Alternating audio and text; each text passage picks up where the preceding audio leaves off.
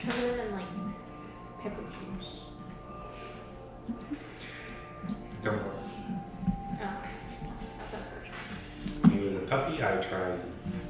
I can't remember what I started with, but I went through the whole progression: lemons, jalapeno peppers, all different types of food. And the two things that I landed on, one of them was alcohol swabs, which was way too strong for him. The other one, the essential oil, lavender. I put a couple of drops of that in my shoes. He hates my shoes to this day. I just have to show him a bottle. If he's misbehaving, I just have to show him a bottle. He's like, I'm out here, Dad. Okay. So let me see. I've got some pre-made characters, which is going to be good. Do any of you know what character you would like to be? I can probably print it out pretty quickly.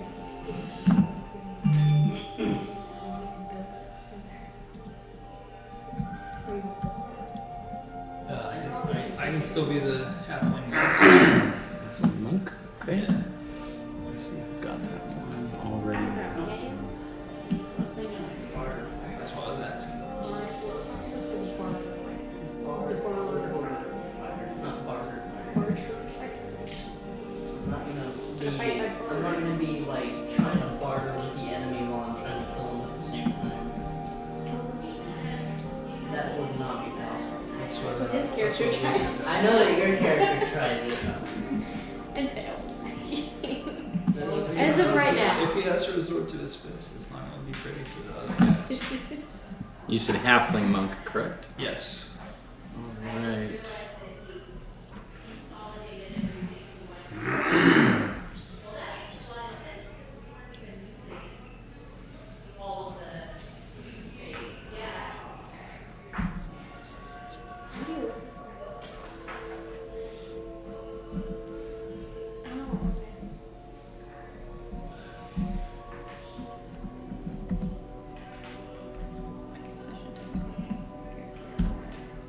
Yes.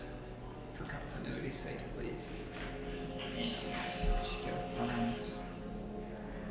a way to enjoy the character. Okay. It's pretty cool though. Like, You can I dig it.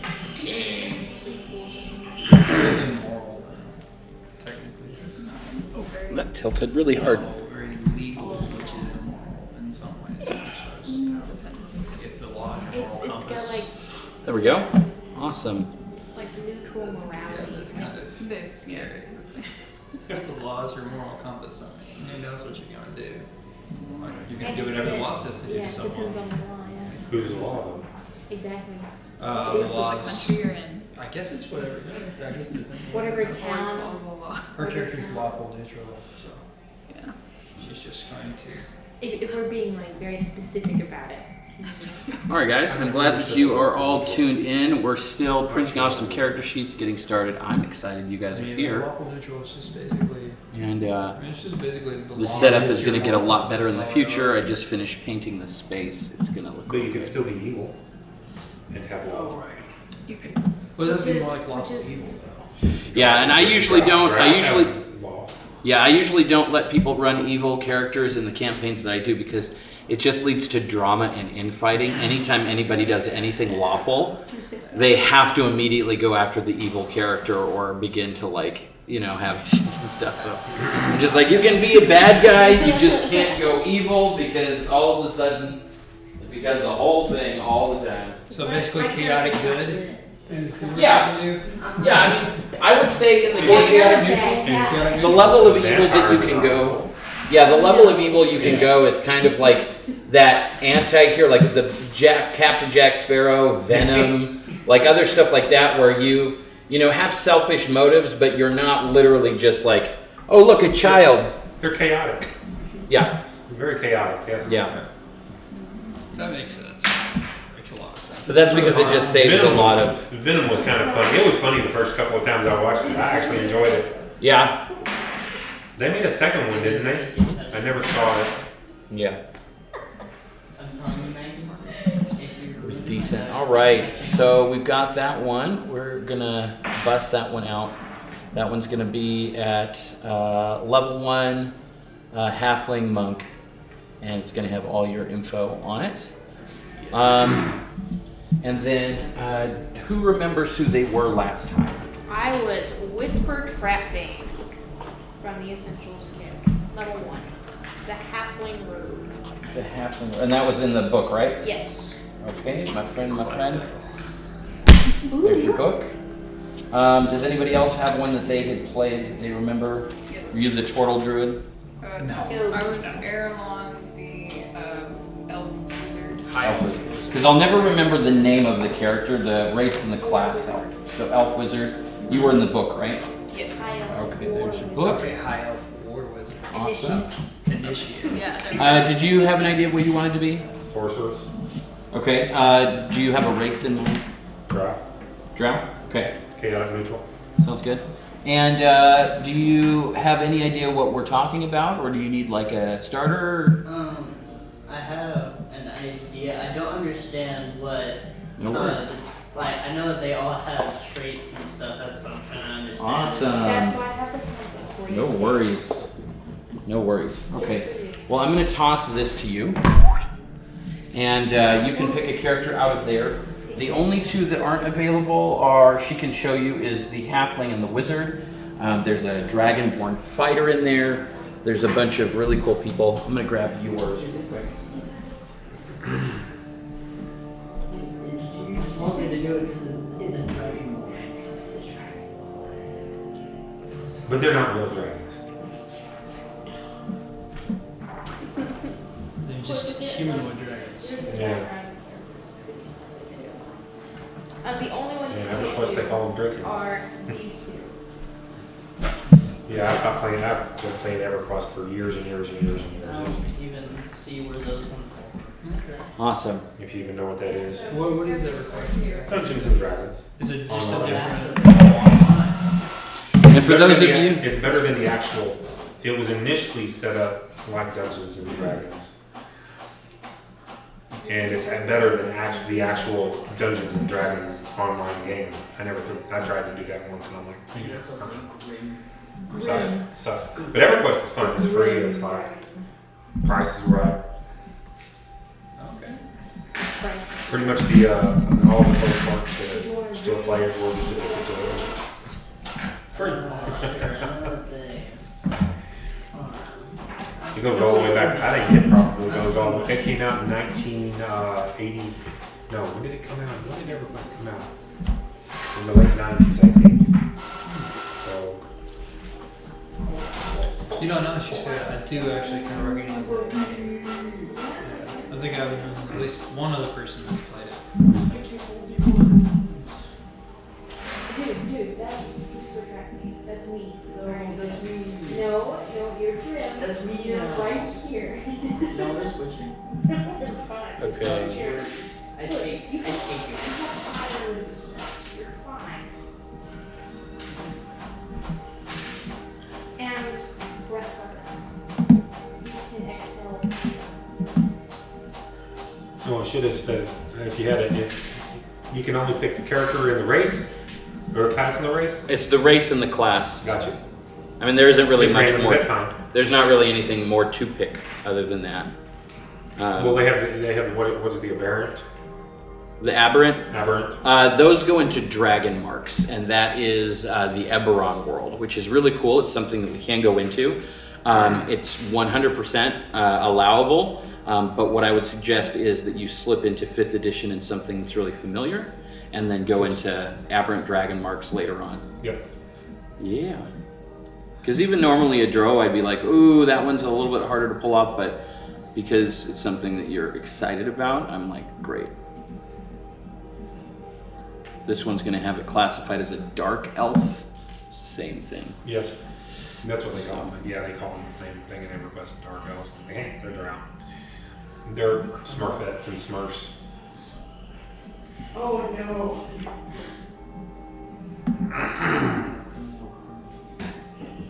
Just But wouldn't let. they're a more chaotic version of Smurfs. It's new. Probably. Because drow, They have a tendency to be more evil. Yeah. However, when you get into some of the other, it's like if I was trying to play a cleric, absolutely evil. Further out, but I wouldn't be playing a cleric. I don't like to do the pure evil characters. Fighters could be chaotic neutral. Sorcerers. I don't know how wizards and warlocks are set up. In 5th edition? Yeah. It's okay.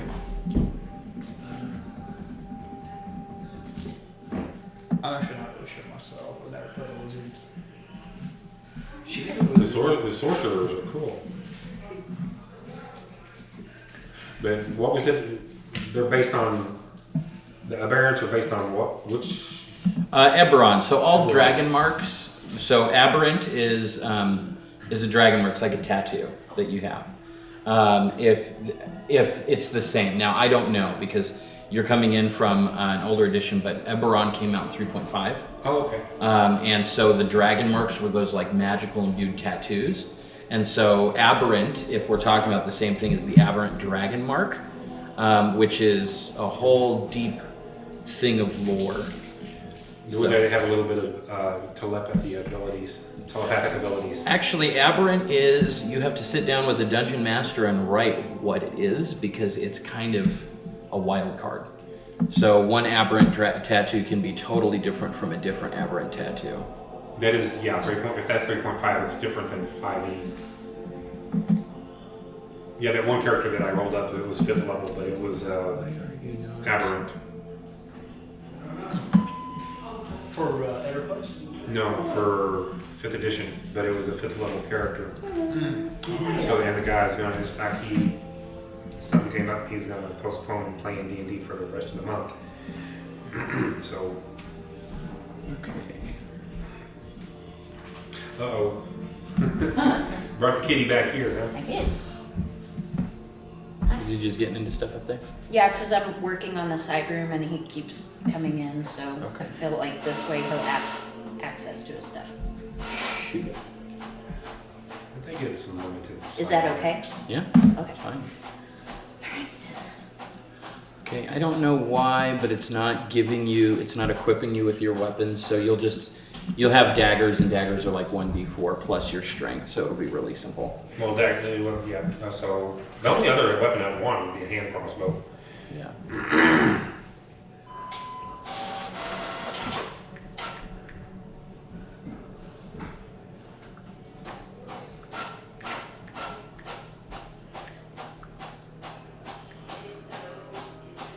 Is that printing? Yes. Oh. Okay. Well, I don't know what that is. It Did you odd miss for that a part? printer. I've never heard a printer that sounded like it was You have? stamping each part of the page. Yeah, I mean. Are you making fun of their printer? No. Maybe the It printer sounds different. just has a certain way of doing his job. Apparently it does. I've been around multiple printers, but they're just not really that easy. Not too rude. My parents printed phones. And then it's probably just the acoustics of the room. It could just make it a lot louder. I'm sorry, chocolates. My parents printer always had What you doing in here? it was like a Yeah, lower sound, I guess. That makes sense. It was like more high pitched. It's just it's interesting. You said like printers. It's just kind of All right, we've got whatever name that is, and then we've got whatever name this is, because it's randomly generated. You do not have to stick with that name. It's just the one that it gives you. Maybe I'll say that's what its real name is, but I'm ashamed of it, so it goes by Luther. You don't get to know. Wait, what is it? I gotta share that with you in character, if Luther chooses. Access. Exactly. Oh, that really is how it works. Unless someone persuades you to, then I guess you have to.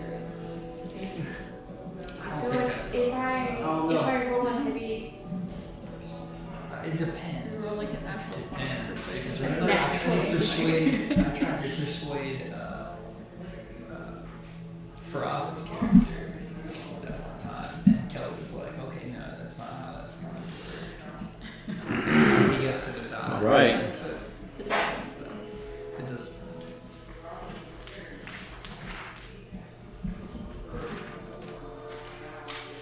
Oh, pencil? Do you have any pencils? He's not. We do have some up front. I think you can grab one from Cora if you need one. If you head up to the front desk, she has one for sure. All right. Oh, it's like I'll wait and explain some things. I'll make sure next time, since I just set this up, to get some pencils back here and other things like that.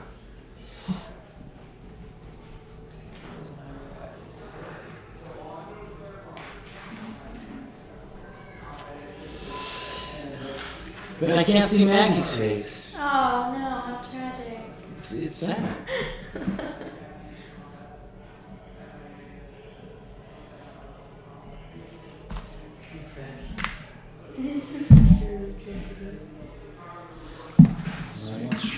Do I need to move?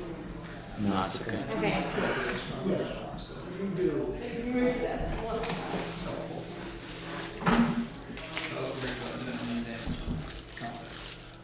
I know what your face looks like. I've got a whole Facebook page dedicated to it. Oh yeah. I follow that page.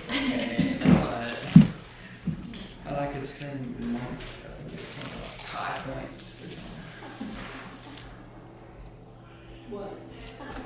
And can you do me a favor? In that cardboard box on top of the little furniture piece right there, there's a black hockey puck Okay. looking thing. Can you toss that at me?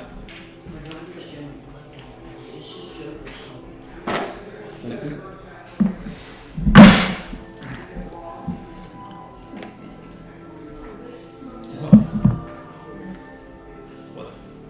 Did you not notice that? Oh, the dice are playing. I think I muted version. I forgot.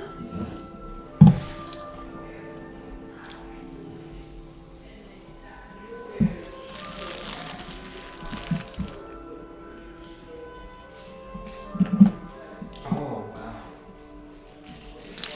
Maybe I'm less charismatic. This one has significantly less charisma. He's got 4 points less charisma than all around this one. Thanks. So- You can always change it. I'll work, no, I can work with that. Like really, y'all thought that I was being uncharismatic. You'll see. Maybe much more. You just slightly leveled up. Just slightly. You're not quite to level 2. You're not even. I mean, you're barely past level 1. You're dreaming of level 2. You can almost grasp it. But not really.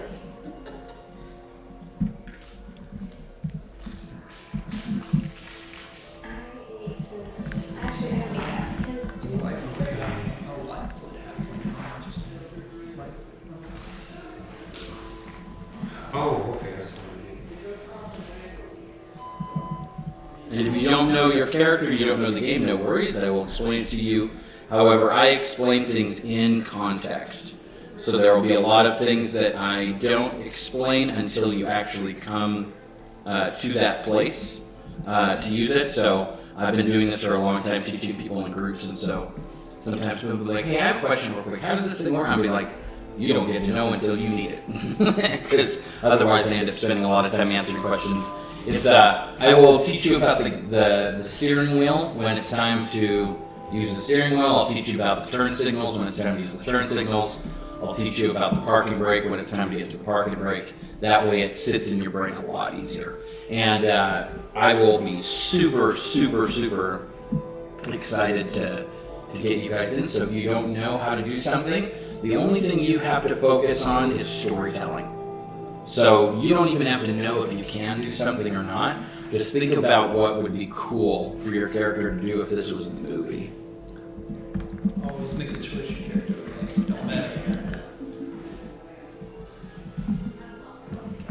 The ones that I first played with, they tried to say they were against metagaming, but then when I did things for flavor that weren't necessarily best for the party, they were getting on me. Like, I knew I was in a game or a party when I was trying to be good. Just nerds. It's just, it's gotta be more organic than that. You may not even know you. It's from American Psycho. It's a funny movie. It's a very funny movie. American Psycho? Yeah. That is not a funny movie. It is a funny movie. No, I've seen it. No, I can honestly say it's not. I can honestly say it is a pretty funny movie. I guess it's funny to you. Yes, it is. That's probably what you should stick with. It's funny to me. His, Right. I find his side hustle really funny. That's the story. As far as spells, Yes, we will get to spells for sure, because I know D&D Beyond is really great for creating characters, but sometimes they toss shit to win in an auction. So, do you have spells picked out over there or not? Okay. there are no spells on here, just a cantrip. Okay. I will make sure I will grab a player's handbook, and you can look over and see. Both sides of the side. Yeah, no, It's okay, it happens. Oh, yeah, that's spins. Will it be in that one? If not. are the spells in the player's handbook? Yes. For the drows? I don't know. The spells are closer to the Yeah, power. I apparently do, but I'm One not thing smart. nice about the sorcerer is they can use all three classes. I don't know how I'm that is, but I speak Undercommon and Zemni and Common. I just I don't know how many spells we get at first level. Yeah. And then let me check one other thing real quick. I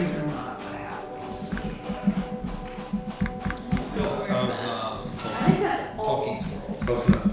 Well, the sorcerers get to use all three wizard, warlock, and sorcerer spells, which is interesting. And they don't have to meditate or anything on their stuff or prepare their spells, right? Sorcerers. That I don't know. That's what attracted me to bards, because I know bards don't have to prepare anything. They just have to rest after a certain amount of time. So how many at first level get one spell? I'm guessing. Give me just a second. Oh, sure. Sorry. I'm looking to see if there is a different pre-made that will have the work done for you. I'm finding a lot of sorcerers on here. I'm just having a hard time finding a drow. So,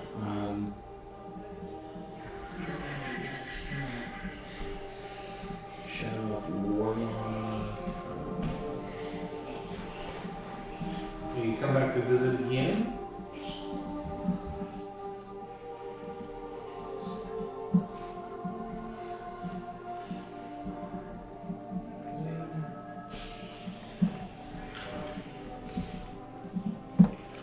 Okay.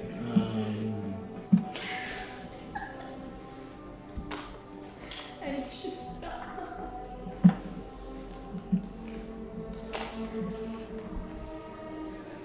Oh man, you lucked out, my friend. Give me just a second. There we go. All right. You can toss that one to the wind. I'm going to print you a new one. There's actually a level 1 with everything done on it, including the. Can you make it a female? Huh? Can you make it a female? In 5th edition, things like that, they don't matter. Okay. So you can decide what gender, because gender doesn't affect stats. Okay, I didn't know if that was, yeah. That works. It's a great question. Yeah, I remember I'm still kind of stuck in 2.0. You will never run into a situation where I'm irritated by your question or put off by it, or like you should know this by now. Are we there yet? Are we there yet? Are we there yet? No, I'm excited to play with you guys. Oh, do not. Do not. I know, but I don't want to No, I don't expect you guys to know anything. So if anything, you guys will get frustrated with me being like, Alex, I know what a sword is. I know it's a sharpened piece of metal Yeah. with like a handle that's usable for combat. And you're like, I don't know. I was surprised that casters can actually use pointed items. Like crossbow.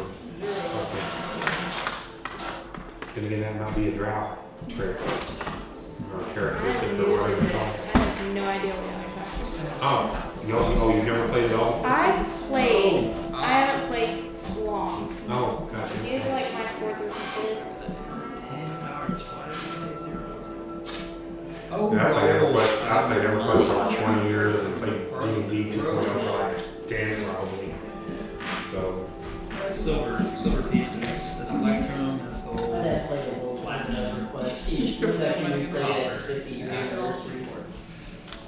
He doesn't need money. He does good deeds. No. Paladin, Druid, Sorcerers. I don't know. Like, Oh, that was easy. That's yeah, that's 10 good. times. Because I it's already know what first level's called.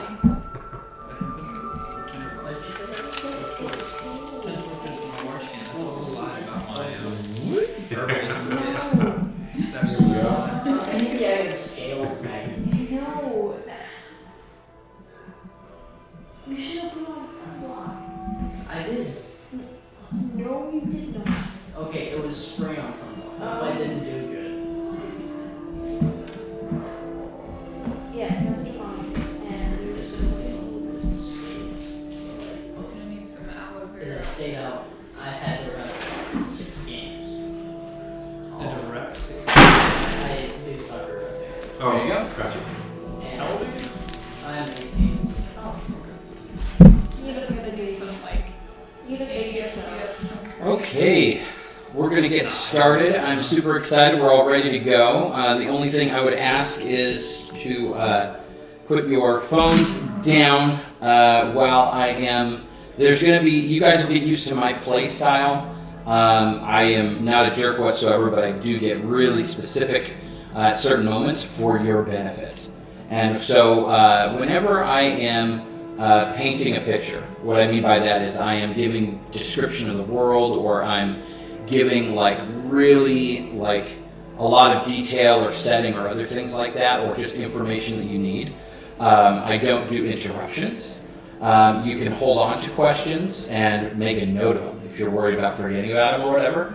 But the reason being, because sometimes you're trying to portray from shit, and it's really difficult. Like whenever somebody like stops to ask a question, because it's like literally trying to watch a movie that's paused every 2 seconds. Once I paint the word picture of the world or the other things like that, you'll be able to ask questions.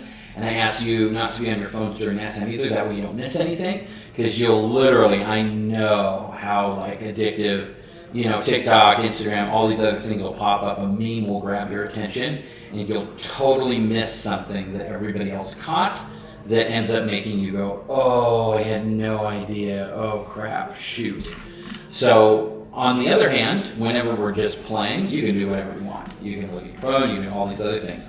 Also, I make sure that everybody stays interactive. This is for your benefit.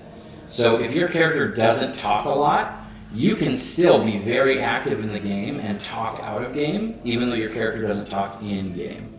But if your character becomes a spectator, I will do a thing where I put everybody on mute, except for you, for a few minutes, and you have to carry the game on your shoulder for a couple minutes. And I do that because it ends up being, it pushes you into playing the game and actually making decisions and like going along with stuff. Does that make sense? Because whenever you're new to the game, you can kind of get intimidated that you're not any good or that you don't have any good ideas. And so you just kind of get used to watching. For the first couple minutes, that's really good. But after it hits that like 30-minute mark and you're still just kind of watching everybody and letting everybody lead, you will find the spotlight on you and everybody's mics turned off. And you're like, oh, now I have to like come up with every decision. And it's like, it's fun. It's really fun. So it seems awful, but it's really fun. So, yeah. What's up, everybody that's tuning in from TikTok Live, and those of you who are on Twitch? We're hanging out teaching some D&D. I'm so glad that you guys are here. I'm going to turn my light on. That way my face looks prettier. There we go. Oh, was it working or did it run out? That ran out, didn't it? Oh, poop hammer. All right, well, my light ran out, of course. There's always some technical difficulty. I'm so glad that you guys are here. Welcome in. Feel free to interact with us and talk to us while I'll get ready to play. I'm going to explain the game to them. If you guys actually want to see the map and see everything that's going on, you can head over to twitch.tv, Dice and Dragons TV. We've got cameras there. It's going to be super awesome. Okay, guys, so we are starting out in Phandalin. Dun, dun, dun, dun. And Phandalin is in the world of Faerun. You can see on the map on the screen. It is a big, giant world called Tamriel. Tamriel is the name of the planet, and Faerun is one of the continents on the planet. Right on Faerun, the most active part is actually going to be the Sword Coast, which is to the west. You guys can see on the big map here, there's a huge strip of coast there, some islands and other stuff like that. Well, when you narrow down in on it, it's really, really popular in this area because honestly, just think Amazon. Delivery is quicker. People can get stuff on boats, sail them across the ocean, get them to you. And so a lot of people have built some really big cities there, cities like Baldur's Gate, cities like Neverwinter, cities like Waterdeep, and so it's crazy. Oh, I know, white noise, yeah. They have a lot of verifications for following. I totally get it. I think they're trying to cut down on bots. Twitch has gotten really strong about verifying before you follow, because literally there's so many people that come in and spam and bot and other stuff like that they're trying to cut down on all of those computers that come in and just make our life friggin' annoying. So you guys are along the Sword Coast, and you guys, there's a lot of storyline here that I would have given you in the past sessions, but we're just going to narrow down into, you guys are starting in Phandalin. The long and short of it is that Phandalin, which is just south of Neverwinter, was destroyed by orcs coming out of the Sword Mountains a couple hundred years ago. It sat there as a ruin for a long time until a couple of dwarves came along, found out that there was undiscovered gold and platinum in some of the abandoned mines, opened up the Tuareg Mining Company, and boom, the town is back. People have long moved on, they're sick of living in the cities, and they've traveled to this town to make a life for themselves. The only problem is that there happens to be a white dragon in the area. A white dragon, this nasty, nasty guy right here. And the fun thing about him is that he's about the size of an elephant, which means he's not actually a full white dragon adult. He's probably an adolescent teenager, stays up till 2 a.m., listens to his music really loud, just destroys stuff all the time. Really moody.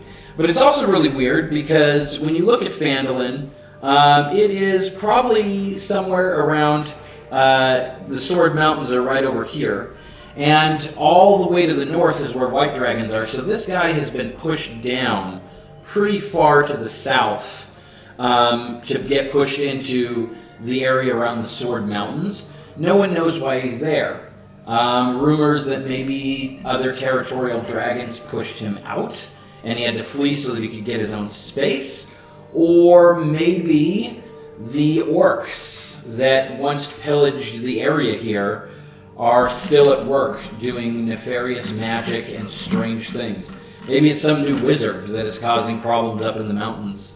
But this white dragon's in the area, and the town is trying to protect itself from being destroyed. The town master, his name is Harbin Wester, has locked himself in his house and will not leave or come out for anyone. He will talk to you through the door, he will give you quests, he will pay you for said quests through a slot in the door, but he is certain that if he comes out, the dragon will kill him and eat him. Probably not the best town leader, being that he just has these issues psychologically, but you guys have landed. Since being here, you have hung out we've got Stonehill Inn here in the center of the map. You can see it's nice and blown up there. Stonehill Inn is where you hang out, is where you get drinks, is where you enjoy life, and it is home of the surprise. For 1 gold piece, you can get a drink and a meal, but it comes out of a magic box. It's different every time, and it's probably everybody's favorite part of the game so far, because whenever you order it, you never know what you're going to get. And so you guys have gone on 2 missions so far. One mission was to Umbridge Hill to tell a lady that lived out at a windmill where she was an herbologist and making potions and other things, that the dragon was in the area and that it might kill her if she doesn't come back to town. You went out there and found out that there were actually, there was a manticore trying to break into the windmill. Again, why is a manticore in the area? Maybe he's in the area because the white dragon has pushed him out of his territory, and all of these animals are getting displaced, which is very interesting to any of you who are rangers, or maybe even druids, because whenever anything imbalances nature or animals, it's a mess. And on top of that, you return back, you got a little bit of gold. Those of you who have not played, you guys are actually have not gone on those adventures. You are new to the game. You're going to stumble in here organically here in just a minute. But we'll jump in and let the players play for just a minute and find a way to bring you into it, if that makes sense. So there's an echo. Not sure if you know. I do not know that there's an echo. Give me just a second. Find a way to bring you. Ouch, ouch, ouch. All right. Let's kill one of these. All right. Let me see if that echo has gone away. Gifted Southpaw, thank you so much. Show the shooting. Okay, let's see if that works. Okay, I don't like that. That one's further away. Okay, so we're gonna go ahead and kill this one. See if that works real quick.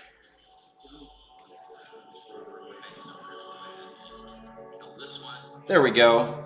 That'll work. Thanks so much, Southpaw. I appreciate you letting me know. That's better. Perfect. I appreciate it. Thank you. I love it whenever you guys give me feedback about the stream, because then I don't leave you guys annoyed with any weird sounds. All right. So you guys are now on a mission. As you remember, you went to go find some dwarven miners that are excavating an area. And again, you're worried about them being killed by the dragon. Basically, Harbin Wester's answer is get everybody back in town. They'll be safe in town. Let's hide. Let's just hide and wait this white dragon to go away, or hope somebody kills him or something. So when you guys decided, okay, I need to head out and go tell these dwarven excavators that there's a dragon in the area so they don't just get killed. And so you headed out to the site. And we've got a larger map here. We're going to blow it up. And last time you guys were getting started, you had made your way through the ruin to the entrance of some sort of something. It looks like an avalanche from the Sword Mountains ended up crushing this excavation site. And I'll give you a little bit more context too, real quick. No. I hate when it does that. So you guys are in Phandalin, which is going to be right up here. And so when you went to Umbridge Hill, it wasn't that far away. You guys have traveled a distance, probably about 20 miles to the mountains. So it's not like you're right in town. You had to travel for a little way to get to the mountains there. That way you guys have some context of where you're at. No, I don't need Art Station. Okay, there we go. Art Station's great because I can bring up pictures of like villains and other stuff for you guys to look at. So it's really cool. So awesome. So Gifted Southpaws on TikTok too. That's great. So you guys are at the entrance of this giant structure that goes into the mountain, and you're not really sure what it is. You think that an avalanche some time ago destroyed this settlement and has since melted. And so there's just kind of debris everywhere. You have not found the dwarven excavators, but you do see some tents in the area and a fire that was recently put out that is going to help you know that they are definitely in the area for sure. So are there any questions so far? I'm giving you guys a brief overview, and then you guys can ask me in detailed questions because I want to know what you want to know. Is it okay to change a couple of spells? You can, sure. Okay. As long as they're legal and they're not crazy, for sure. Magic hand, magic missile. Yeah, great. How you doing, Josh? Good, how are you? Good. You're welcome to pull up a seat if there's an extra one. I don't know if there is. There is with spots in it, so if you get Oh. one. Gotcha. And then there are some in the hallway right there, but that's up to you. So, are these player-made characters? No, these are all pre-gens right now because a lot of people are learning how to play, or they've only played a couple times in D&D for sure. I usually give people pre-generated characters first to start learning how to play D&D because you want to learn how to play the game before you build a character, so that you actually know how characters play and what you actually want. I used to have people build characters before they played. But you'd have somebody spend a couple hours building a wizard, and then 2 seconds into the game, they'd realize they want to run a warlock.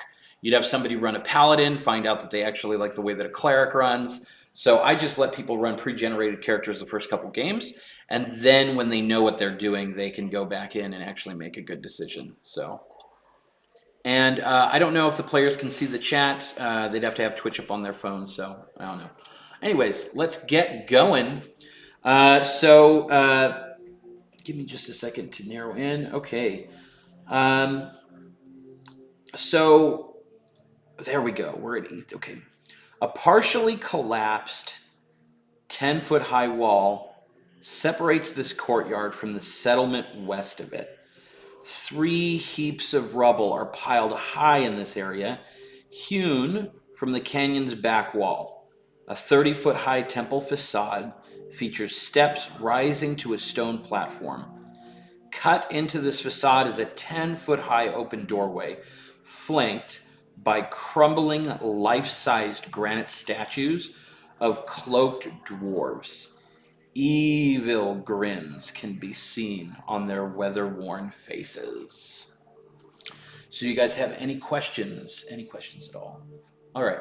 So the characters that we have coming in are going to be a drow, sorcerer, and what was your character again? A dragonborn fighter. Dragonborn fighter. Okay. So the question that I get to throw you guys into, and this is actually just storytelling, is I'll help you learn how to play D&D.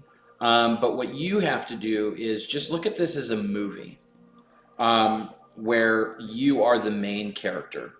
There are going to be other characters that are supporting actors. It's going to be really, really fun.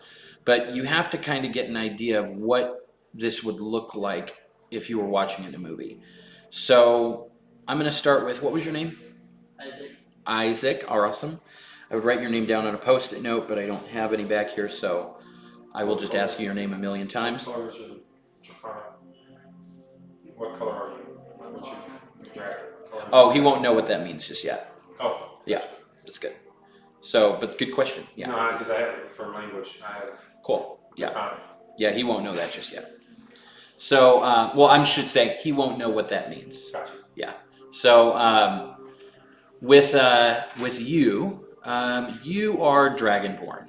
Okay. What that means is that dragons are these gigantic, huge, terrifying creatures, and somewhere in the past, some of them became humanoid. So you are a big, muscly character. If you've ever watched Star Trek at all, you would fit in of being like a Klingon. You are just a warrior race. You're kind of gruff. You're kind of hardcore. And you've also got, you stand out in a crowd. So some people are terrified of you. Some people aren't. They're intrigued by you. Usually when you are in cities, big cities, people are way more tolerant. But Dungeons and Dragons is a very racist game. It really is. I mean, honestly, like, people will not like you for no reason. It's like goblins. Let's kill goblins. Why? 'Cause they're green. Oh, okay. Then that's, like, I don't like elves because they appointed, everybody in Dungeons and Dragons is pretty racist until you get to the cities where people are way more tolerant because they like money. So they're willing to put up with whoever and wherever because there's money to be made.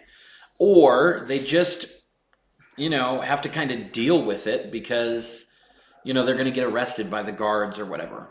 So you will run into people that you never know where they're going to be at, whether they're going to be tolerant, whether they're not going to be or whatever. And you yourself may also be that way too. And in D&D, it can actually be fun to be racist because it's not as big of a civil rights issue as the color of skin. There really are significant differences that change the temperament and attitude of different people, and there's a long history of just difficulty and other stuff like that between like dwarves and elves and other things. But that's what the fun of coming to the game is, that you get to jump into something that kind of goes against what you're used to. But as a dragonborn, do you have a background? Does it say what your background is at all?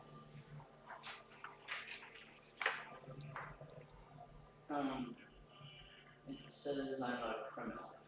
You're a criminal, okay. What else does it say?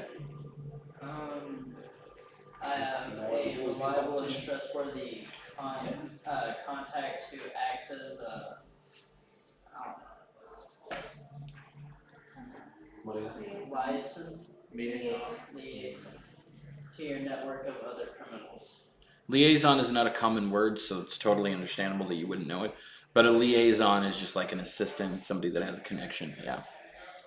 Okay, so I'm going to hit you with some questions. Why are you in Phandalin, of all places? In search of a contract given to me that was involved with the dragon movement. Okay. So, give me a little bit more detail about that contract. So the contract I was given was actually on a specific character inside of one of the 3 main cities, and I was told that I would have to do some digging around, but eventually I would be able to find him. Okay, for what reason? You're going to give him a kiss? You're going to kill him? What are you going to do? Kill him for gold. You're going to kill him for gold. Okay. So, now we have to decide what this person did to merit them being killed. He's in a giant sort of like, I want to say sort of like a slave trade. Okay, great. That moves your character away from being evil, which is really good. Because killing people for gold is pretty evil unless the person you're killing is more evil. And so if you're like, hey, I am literally hunting down a slave trader, and I'm going to kill them, and, I'm going to bring them back or whatever, then that makes sense that you could be in Phandalin. It makes sense why you're there. But the question is what are you doing? What are you doing near a dwarven excavation site? Hi, guys. All right. I'm just showing them this, but I'm gonna throw that other table out there. Great. Do you need help? Yes, please. Okay. Oh, Josh got. Thanks, Josh. Sorry, babe. I forgot to put it out there. No worries. Josh, you're amazing. I know. I was walking on the trail to see if I could find my way through navigation, but my navigation isn't that great. So I sort of wander off a little bit, and I find myself at this cave where I see the smoke rising up out of the air. That is awesome. Really simple story, really basic, but if I was watching a movie, I'd stay tuned. When people are new to Dungeons & Dragons, they kind of are in a spot. Oh, Hydrate, Grilled Southpaw, thank you so much. Hydrate. What it is that sometimes people will be like, I'm new to D&D. It's like, yeah, why are you in this tavern? I saw some people walk in here, so I followed them. And it's like, oh, okay. Now, let's say that we're watching Lord of the Rings. And you watch, like, Frodo. And he sees people walk into a tavern, he walks in there. And then when he gets in there, he's just kind of standing at the doorway. 2 or 3 minutes pass. He's still standing there. You'd be like, what am I watching? What is happening here? When you unpack the story a little bit, all of a sudden it's like, Yeah, I saw some people come in here, but it looked like one guy was dragging a woman by her arm, and she didn't seem like she was happy. So I wanted to see what was going on there. Or I saw some people walk into a bar, and one of them looked like my old friend. Or I was going into this tavern because I saw some people walk in there, and one of them has a marking from my old school that I went to. So I thought maybe I could make friends because we have a connection. Or, I'm going to try and steal some money off this person. They look drunk or whatever. There's a little bit more storyline in there. Into the bar. Wow. Yeah, so you just make up a story that somewhat puts a character used together in some way. Then, yeah, because this whole game is just telling a story to each other. That's what the game is. So, Tabaxi War Domain Cleric is the character I'm playing now in my college. That's so cool. That's awesome. All right, so you are kind of I'll bring you into the game in a minute, but you are just generally in the area when you hear about this. So, is it Leon? Yes. All right.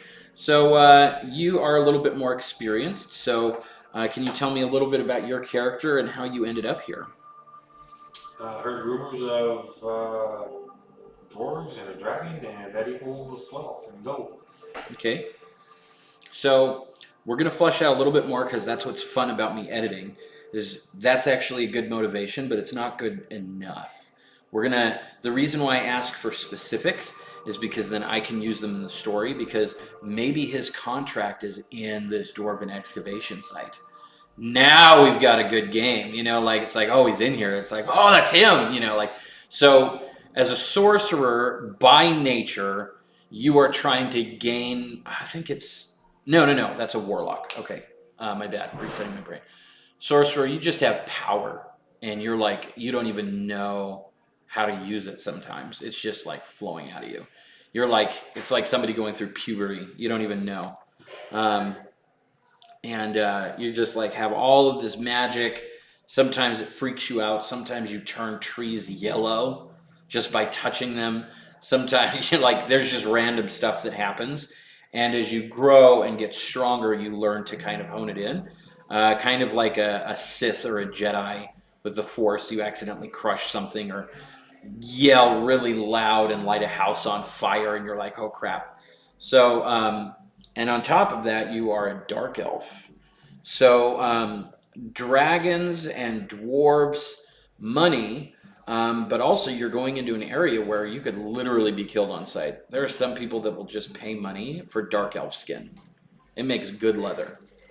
So what is your focus in this area? Why are you here? It doesn't have to be good. It can be a bad idea, and we'll just work around it together. Well, let's say to make contact with the dragon. Okay. So what are you hoping to do making contact with a white dragon?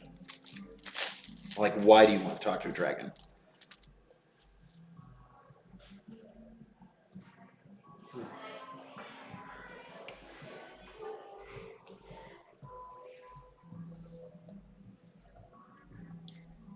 Like I said, don't come up with a good answer. Oh, Come up with something. just come up with, because sometimes people get brain locked because they try and come up with a good answer, and we'll end up with a good answer, but just come up with an answer. She's trying to better understand what her relationship is with this draconic background that she has. That's awesome. Also, dragons tend to want pets.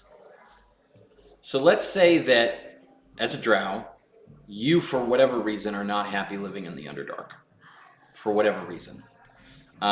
Maybe you are being pushed down a track of politics or, whatever, because everything in the Underdark, especially for dark elves, especially as a woman, is pushing you to a position of power. Pushing. Everything is political. Everything about being a dark elf is about being a slave or a master. And so some dark elves will leave the Underdark because they just don't want to be the assistant regional manager of District 5, or whatever. They're just like, they're good, So the thing is that when we look at it and we go, okay, you left the Underdark for whatever reason. Let's say that it hasn't gone well for you. and that people have tried to kill you. They just have. And you can decide you don't like this story, by the way, too. We'll come up with something else. You have decided that you want to learn about magic, so you are going to try and approach a dragon and become its pet. What you know by pet means literally the dragon just uses you as an assistant. Go run and bring me this, go run and bring me that, whatever. But the nice thing is, yeah, but the nice thing is that you will have access to the dragon's favor and asking questions about power and magic and other things like that. And the dragon may even teach you power because they can make a more powerful assistant. And they can, send you out to go kill people or to do things that are harder for it to do. And so when you heard of a white dragon in the area, let's say you've been looking for a dragon, but they're hard to find. This is your first one. It's a white dragon. You'll take what you can get, and you're trying to track this thing down. The problem is that you are now at a dwarven excavation site. So why are you at a dwarven excavation site when you should be looking for this dragon? Gotta start somewhere. Okay. What I would say is you actually came this direction because you are hoping to find some sort of artifact or valuable here that you can sneak away with or buy from the people excavating here, because that's why they excavate, because you do not want to show up to this dragon empty-handed. You know the dragons like treasure, and so you're hoping, how do I not die? Maybe I show up to the dragon with a ruby the size of my head as a way of saying, hey, I'd like to apprentice with you. Here's a gift. If you're not up for me being apprentice with you, maybe you can gift me being able to leave here with my head, and you can keep this as it's just wonderful to be in your presence. Does that make sense? Yes, I'm magnificent small. Awesome. So the reason why we go into specifics like that is because now your character has some things that you can latch onto so that when we encounter stuff in the game, you're not just in a vague kind of, I'm looking for a dragon. You're now like I am looking for a really nice item. Because now when we go into the temple, if there is something really valuable, you might be like, I need that. And that changes the game for everybody because you have an ambition. Or maybe there's this person's kind or whatever. These little details to start off with are so much fun because then you actually care. Then you have a reason to go into the next room. You have a reason to all of this other stuff. Your character might end up finding that this group offers all the protection that they want. And they go, hey, I might as well travel with them instead of the dragon because, I'm not getting eaten or whatever. It's just a nice little story arc that brings you into the game. So you are already going to be somewhere in the ruin. So you're not going to be starting right now. We're going to move in, but you'll already be in there. Does that make sense? So at some point in time, recently, or decently soon, I'm not going to have you wait an hour, you are going to be in the ruin and they will end up coming across you and there will be an encounter. The problem is they may not know why you're there and see a drow and try to kill you. So you may have to deal with what am I going to say to them? What is the situation or whatever? It could be fun to think of. What color dragon was he? You don't know. You'll have to see it with your own eyes. Yep. You'll have to see it with your own eyes. And you, you're here.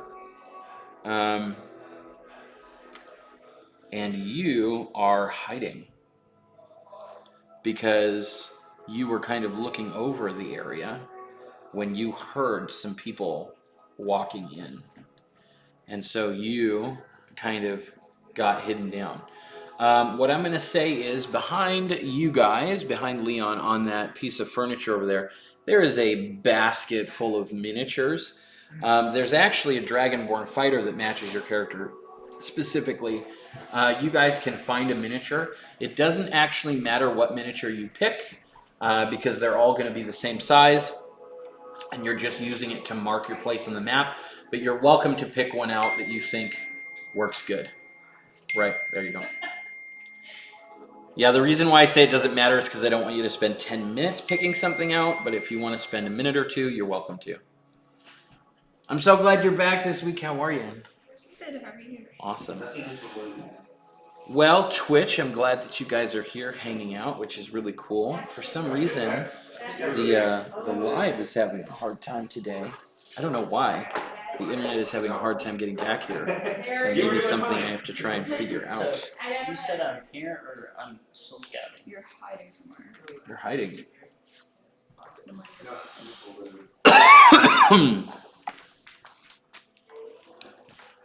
Good stuff. I am super, super, super excited.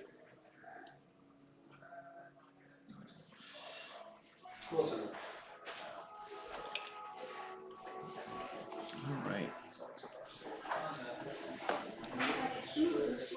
So are those trees? Or Those are trees, yes, but you won't be on the map just yet. oh, Yep. got you.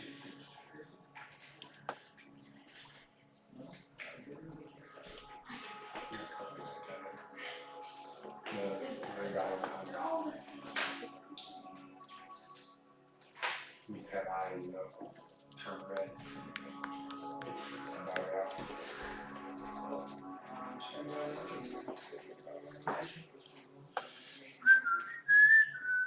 Oh, he would definitely freak me out. Yeah. Might even freak me out. Oh yeah, I gotta notice that hydrate. Right now. Hydrate. So if I ever say hydrate, it's because on Twitch people can interact by sending little tokens and stuff, and I have those tokens set up to be like hydrate, which is to take a drink of something, or there's other stuff. So if I ever say hydrate and I take a sip of a cup, it's because somebody chipped some coins this direction, and so it's good. All right. Of course. We could turn into total anarchy and we could all kill each other. My character is a monk, so he wants that peace. So that's good for you. And you. He's all up for peace until he all of a sudden isn't. Well, it's only if you're proving not to be good. If you're not good, you will die. I mean, only if you harm an innocent. As I say, you switched up your whole thing. But we're good, we're good. We're good for now. We're good. No, yeah, that's For now. If you harm the innocent, that's when you'll be in trouble. Yeah. He doesn't take Then kindly you get to define what an innocent is. It's honestly what he Sound considers definite. to be innocent. There you go. So, which is you. So you get to just. You could consider yourself to be innocent. Are So you if somebody harms you, considered an innocent? No. See, that's what It's my job to. To protect It's my the character's innocent. job to He's the- basically The law. do some bad things to make sure that I keep good people safe. he's kung fu. Oh, David Carradine. That's gonna be before y'all's time. Yeah. Kung fu. Or at Yeah, least y'all that aren't. Yeah, that just went forever. Oh no, Highlander and other stuff. Yeah, I mean that wasn't Highlander, but Kung Fu is right around that time. David Carradine and Yeah. played the guy, but character by the name of Kung Fu. Whatever. Yeah, never mind. Yeah, nowadays, there's a movie that everybody watches called Ip Man, IP like Ip Man, and it's about like it's a really good movie about Tai Chi and other stuff. Like it's Tai Chi not just as an exercise; it's like the combat form. Tai Chi is combat. I know but what I'm saying is the movies are focused on that rather than the exercise. Gotcha. So when you see him fight, he's the man who. So Ip Man IP. So Ip Man trained Bruce Lee in real life. Okay. Like he has an actual name, but the movie is called Ip Man, and there's like 3 or 4 of the movies out. But he trained Bruce Lee, and when you see him fight, it's based on his fighting style, and it's so graceful but insane. Like the fighting style isn't just like do do do do do. Instead, it's just like it's like Tai Chi combat though. So like people will come at him, and it's just he's like flowing and moving through. It's such They're such awesome movies because he's such a peaceful guy, and then he has to like fight people because they're like, "You're so powerful, I'm gonna fight you." So he's got this Billy the Kid thing where he's just like, "I just want to teach students," and they're like, "No, people say you're powerful, so I'm gonna fight you." He's like, "Please not. Can we just get coffee or something?" And they're like, "No, I'm gonna kill you." And he's like, "Please don't kill me." And they're like, "Oh, I'm gonna kill you right now." And he's like, "Please don't." They're like, "I have a gun in your face." And he's like, "Okay." A couple of minutes of that movie a short while back, and I'm sitting there like, I can't believe this was cool when it first came out. Acting was, oh my god, horrible. Yeah. It took horrible to an entirely new level. Yeah. We've been watching some of the old James Bond. I was realizing that. All the forms of jump cutting.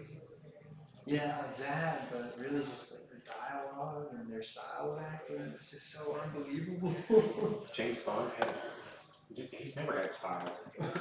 Yeah.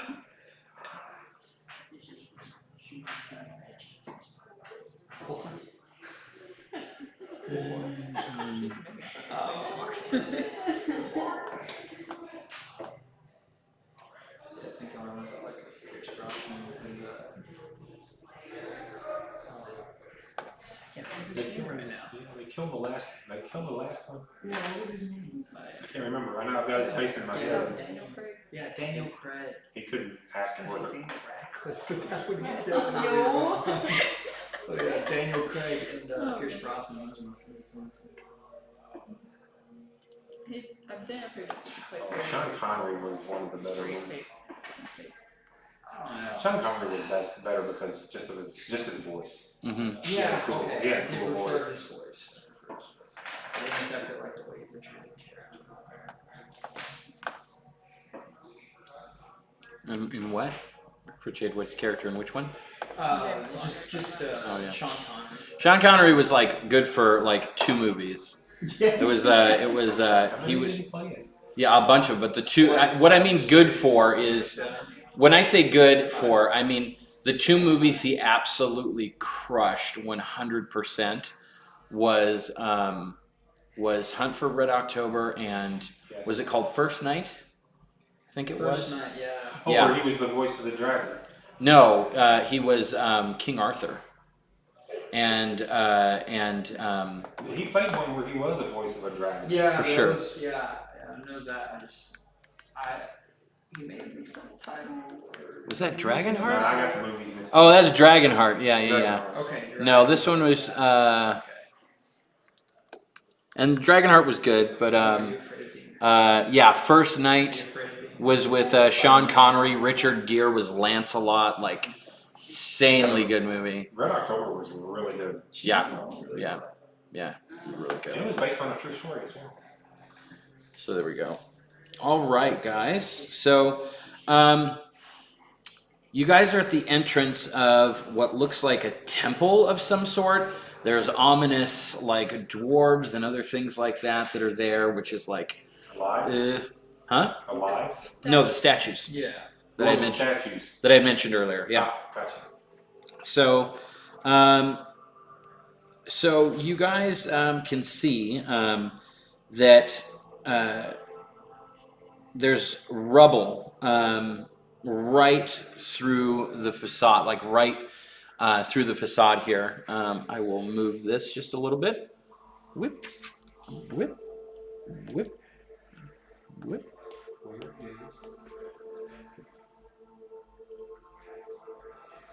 And so when you guys look, you can see sitting by, I'm actually going to make a change. I apologize.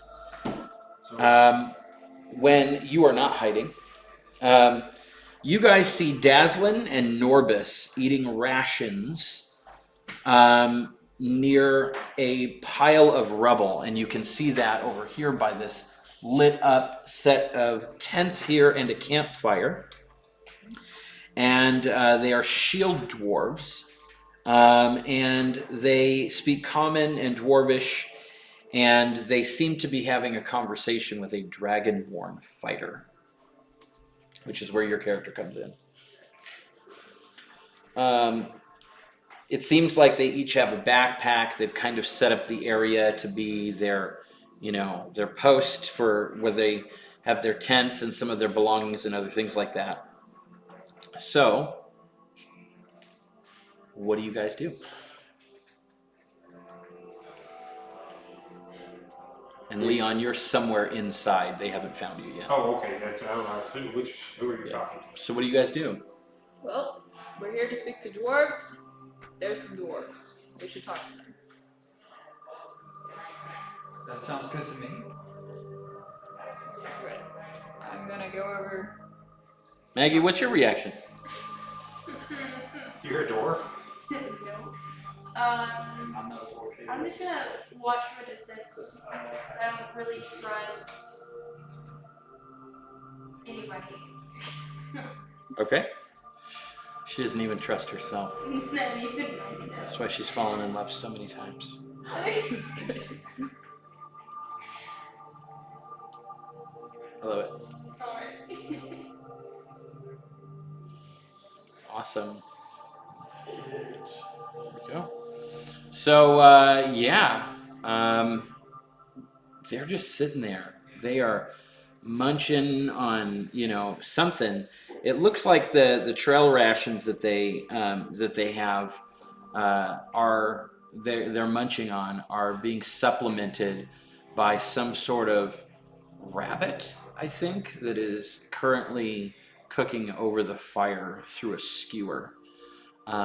Maybe something that the Dragonborn brought along with, and they seem to be discussing the ruins themselves.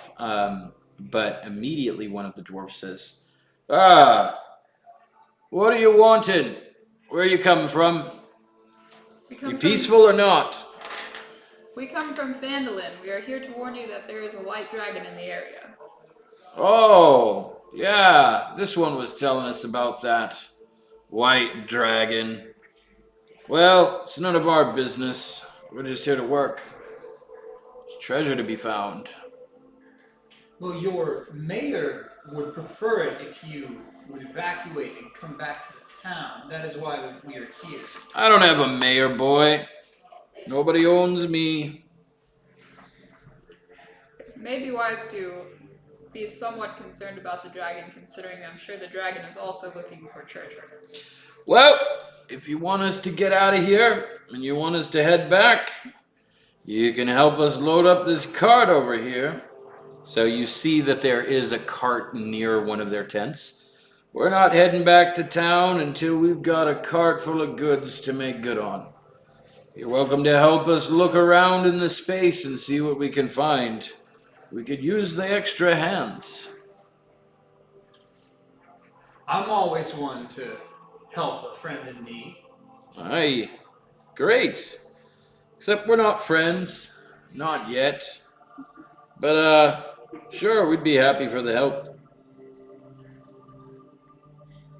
Well, since we're here to get them back to town and they won't leave until their cart's full, I guess we better say. Alright. So, you guys end up traveling a little bit further in.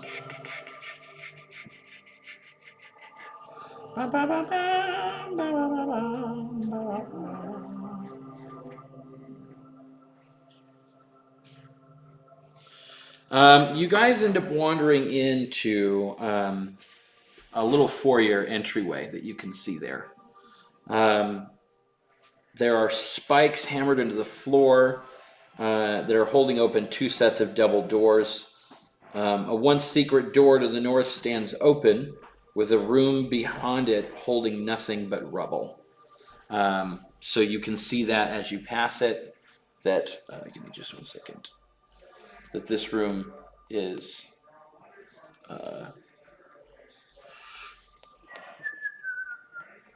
it's collapsed. You guys wander in, and you see that there is a secret room that was discovered. Oh,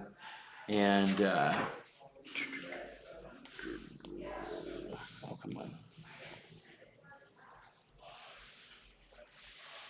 There's a secret room discovered to the left that has been opened up, and as you walk into that room, there doesn't seem to be anything in there, and it looks like there was some sort of hallway, but it has been collapsed and is full of rubble.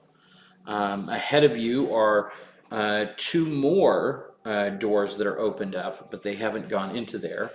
But you do hear from that room a clanging and a kind of a, not really a yelling like a ah, but more of a no, fuck,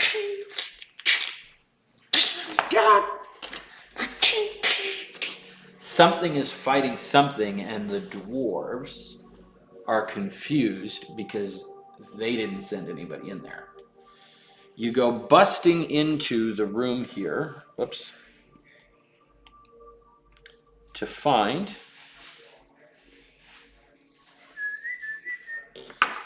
a dark elf fighting for his life against an ochre jelly. He stumbled onto it. So there is a blood-soaked limestone altar that stands at the far end of the room. And I guess somebody was fidgeting with it. Some elf of some sort was fidgeting with it because there was actually an ochre jelly that had decided to hang out there. And man, I've got a lot of miniatures. Give me just 1 second. This is why I want to get my shelves up with all my minis, because we actually have a lot. Go to the side here.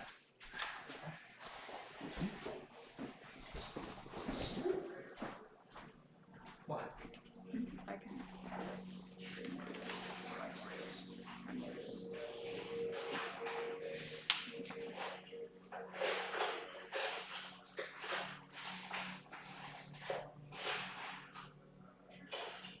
Of course, I always run into minis until I need them, and then I can't find them anywhere. Improvise through the. You can set your miniature somewhere up here, and let me move the map real quick. Hold on a second, guys. What type of being is an ochre? There we go. You guys can set your miniatures over towards the head of the room there. And your character, Leon, is going to be somewhere in the center of the room. So over and like that yellow square over there. Fighting like yellow. Okay, and give me just a second. Right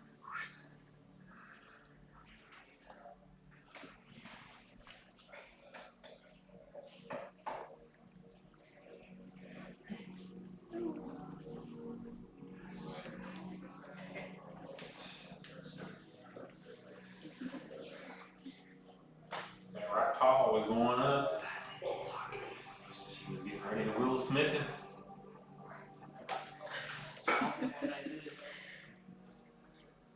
Dude, Chris Rock's stock has gone up so much.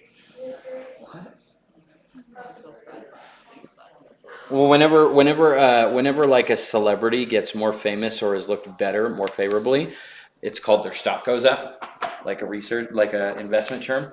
Yeah, like the first night that it happened, everybody was like, "Yeah, Will Smith." Now, as the week has gone, everyone's like, "Oh yeah, no, Chris Rock definitely." Everybody's like, no, we're good, because most people didn't know about everything surrounding like Will and his wife, and so now like everybody, including everybody that was at the Oscars, is like, no, that wasn't cool. So it's like it's been interesting. And Chris Rock, he came out about it, and he's just like, I'm still processing everything that happened, but I will be making a comedy series about it pretty soon. Like, all right, so. There is an ochre jelly, and what this thing is this is somewhere. Ochre jellies are kind of in the family of gelatinous cubes.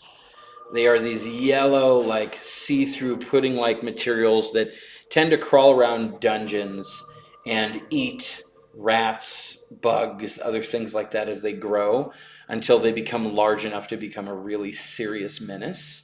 but you have one that is sucking your boot into it. And so you are trying to figure out how to kill this thing without stabbing yourself, because it is made of living jello. So if you hit it too hard, it could go through and just stab you. But at the same time, it's very acidic and it can burn you, and it has tendrils that are like wrapping around your leg and starting to eat through your clothing. So it's an embarrassing threat to have.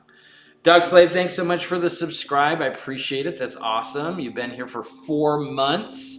Thanks for supporting the channel. Awesome. So, what is it that you can describe your situation and what it is that you're doing to try and hit it or attack it or whatever? Magic missile. Okay. So we're going to go ahead and roll for initiative then.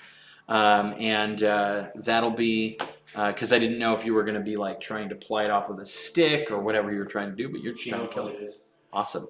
Okay, so here's what we're going to do. I definitely need to get some water. So I'm going to get some water. Also, I ordered something from Domino's, so I'm going to pop across the street real quick and grab dinner for me and my pregnant wife because it's ready.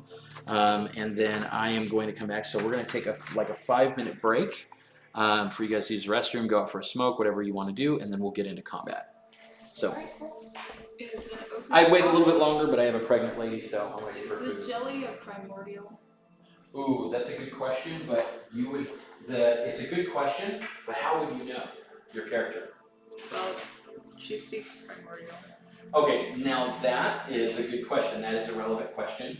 So the way that you would find that out in D&D is you can either say something in primordial to see. So if you walk in a room and you can speak Spanish, how do you know if somebody speaks Spanish?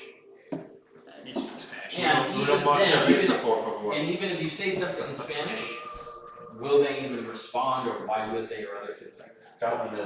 It's good. It's a great question. It really, really is. I'm just painting a picture of how it's going to look for you. Don't take a silent line. Yep. That's the one you learn after you ask for a beer. The 2 most important questions. Exactly. And I'm not even a yes.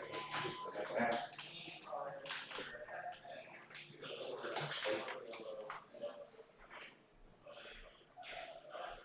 Cats like you didn't ask my permission to leave. Russian, you alright? In the TV room, you're going to see a door that's open, and yeah, that's the bathroom.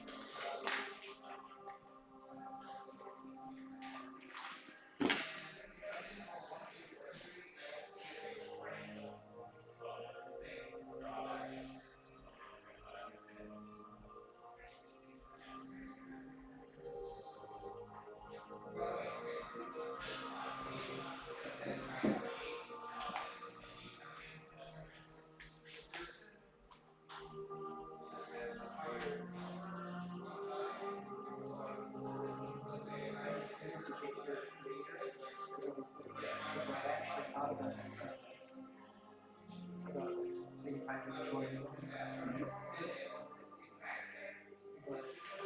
I got here, it's like, I thought y'all had already started, so I was just like, I'll just sit here and watch, like we usually do. It's like, oh.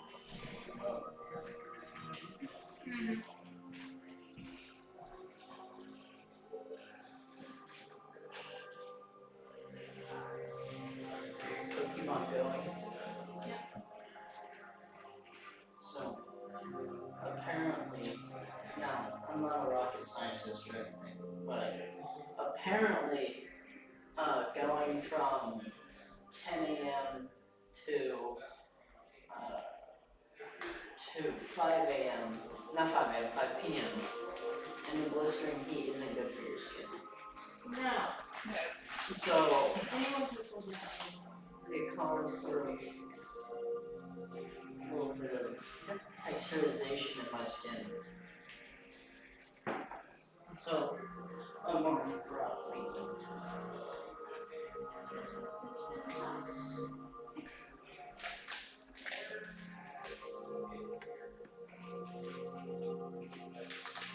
What spot? What do you want? Spot, what in my pants? What are like spots flying in my pants? Thanks for scratching first. I might be. It's in this building. Stay down. Yeah, that is true. You sign the waiver as soon as you pay the $5 fee. Thank you, sign the waiver, so I can walk. It says the cat is you're owned by the cat, like on the door. It goes, welcome, that's what we get. It says the cat and the servants live here. Oh, one of those. But my cat's an outside cat. Our cat's been inside because What?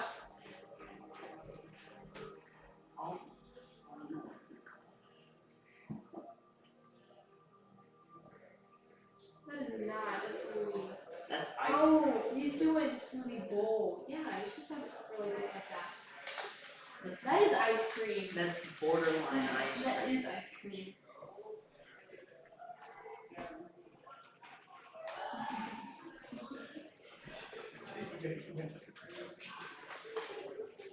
Choose one.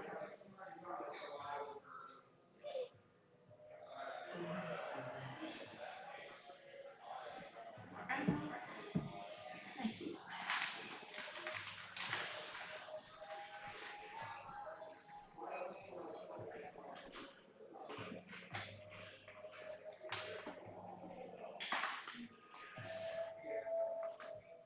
Dang, Luigi. Get all Luigi styles on Mario.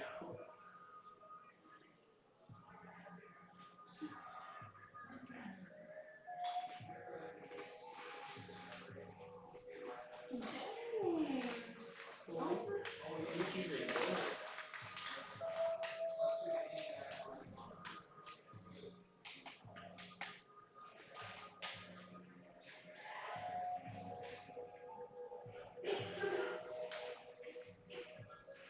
We need to introduce our characters now. When he goes back. He just has the yellow substances on his leg. It only matters. Because he knows. There. Huh?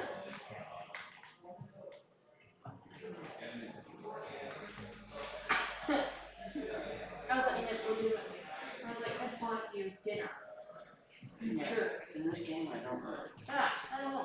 I don't know any of you, I just follow you. Yeah.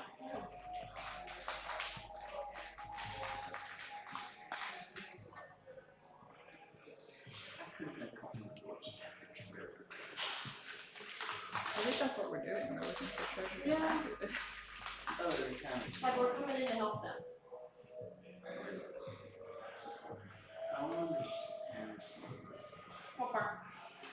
It's mainly the creatures aspect. I want to know the creatures, but there's too many.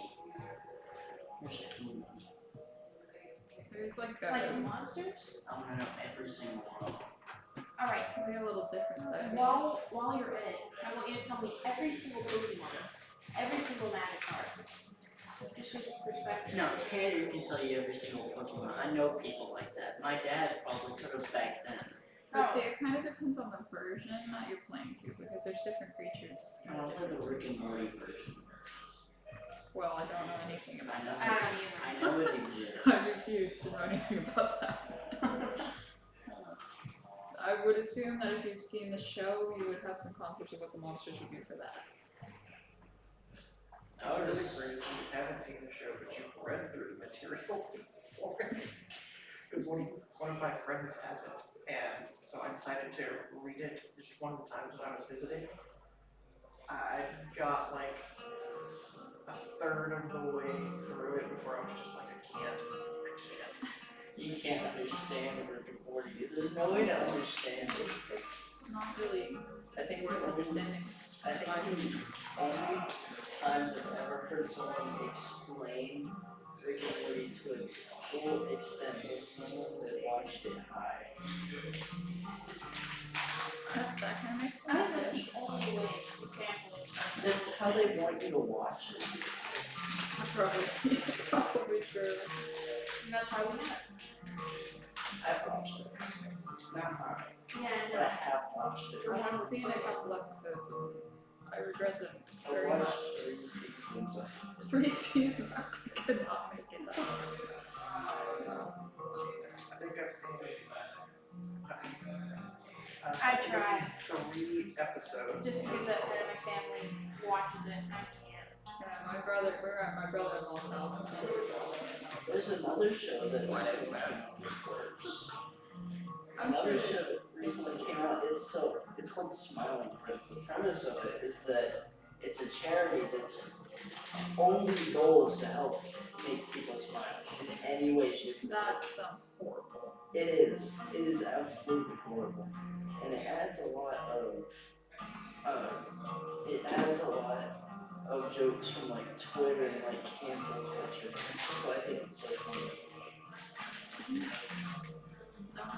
I think we've established that you have a twisted sense of humor. I do, I really do. Yeah.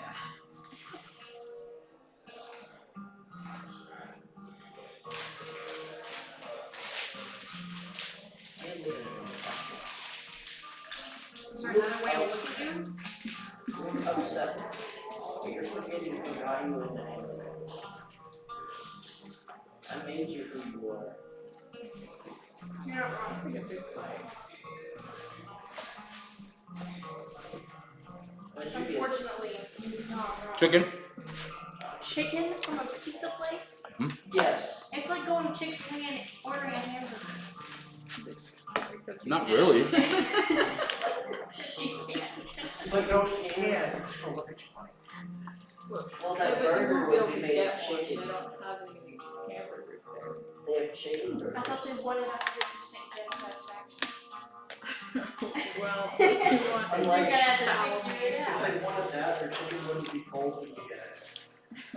See, Maggie, the problem with that is that they don't serve the God's cow. They only serve God's chicken. Here's the thing, Margaret. Okay. Stanley. Drink. Whoa, whoa, whoa. Things are getting kind of hard.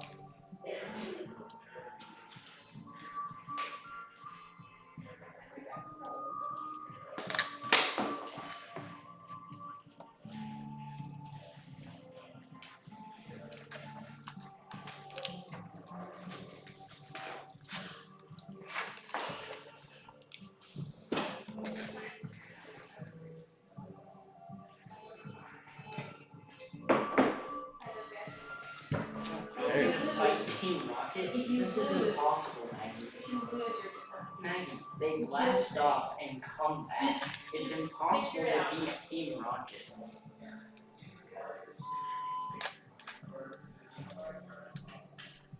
Yeah, she only has 2 Pokemon. I don't know how to work with this. Delete her account? Maybe. That's probably the only reason she gave us. Click the bottom button to the right, Then if you go to click combat power. Don't tell him how to do it. just do it. No, it's up to him to figure out what to do after that. I was just showing him how to get to the actual list.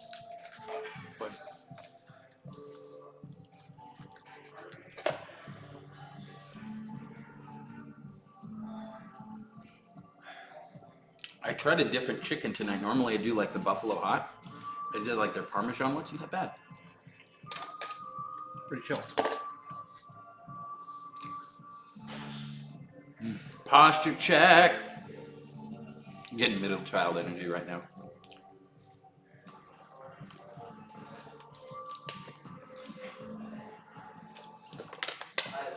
Well, Twitch stream, I'm super glad that you're here. Normally we're on TikTok Live, but for tonight, for some reason, our TikTok Live has had really bad reception. So I'm not sure what's going on there.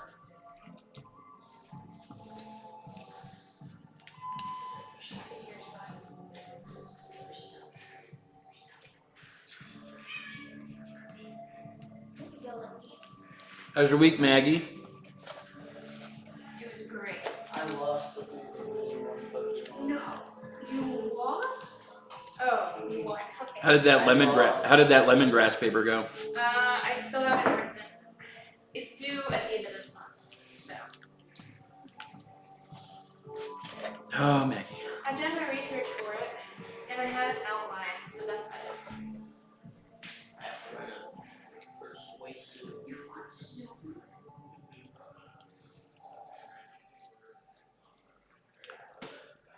Persuasive essay. Over censorship and fake media. Wow. So what are you trying to persuade your audience of? I'm mainly trying to persuade that some fake media should be censored depending on what it is. But I'm trying to figure out exactly what audience I'm trying to target. Because I want it to be vague. Mm-hmm. And you're very specific. That's why you have it. I wish I could have a different topic. No, you have a great topic. Yeah, but I wish I had a different topic. Like, in, like, the strategy of long-term investment. And why you should pick long-term investment or go for a short-term investment. And why would I pick that? Because that's what I like to learn about. Makes sense.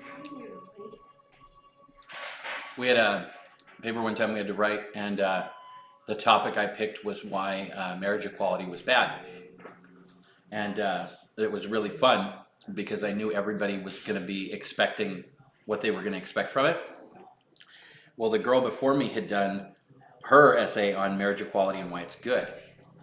And I came up, and the first slide that I showed was of 3 women with blue hair in wedding dresses who were polyamorous and lesbian.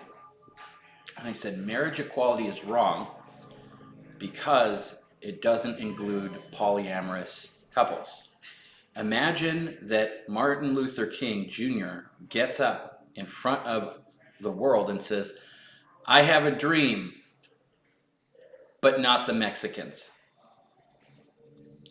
And so the argument was, if marriage equality is inclusive of polyamorous couples in the LGBTQ+,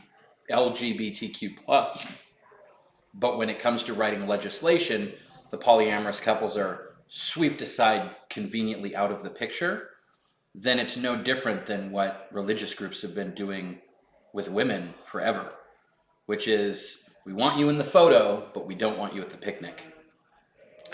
By the time I was done with my argument, the girl that had just made the argument for marriage equality, she was pissed because she looked awful. Because now anybody supporting marriage equality realized, wait a minute. Wait, why aren't polyamorous couples included in this? Wait, what's going on here? Because adults who have the right to consent and decide what their definition of family is, why aren't they included in this? What happened? Wait, I can't support this anymore. I just realized I left a marginalized group out that's not included.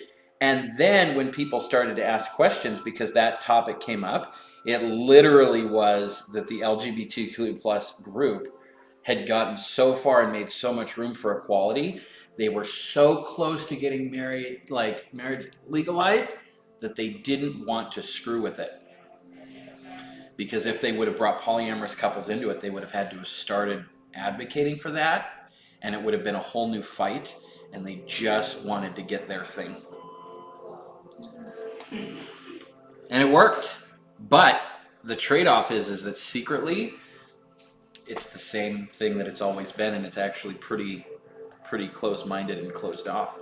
But they are desperate to not tell that story, because what would you do? Hey, Adam. But yeah, still to this day, polyamorous couples. They're in for the photograph, but out for the picnic. Whenever the LGBTQ plus community is doing anything, they're so happy to rep polyamorous couples, but the moment it comes to legislation, they are invited to leave so fast. They are asked to run to the store real quick to go pick up something. And it's already happened. Wow. Yeah. It's always funny how politics works. My mom had us write like practice essays for persuasion. She always just had us do for or against time travel.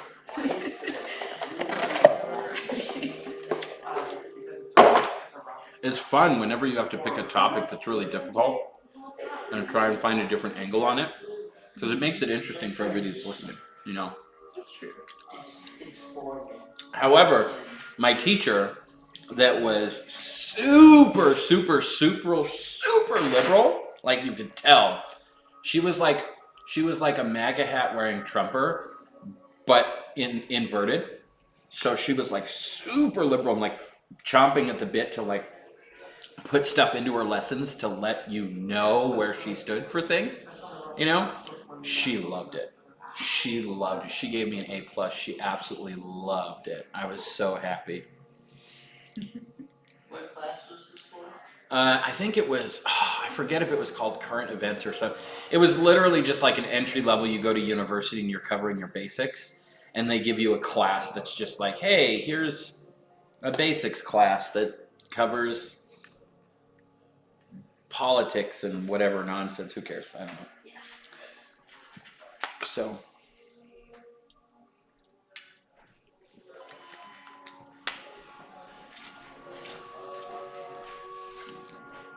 But I always like doing stuff like that. I always like finding assignments and finding a way to do them in a way that they hadn't been done before, just for funsies.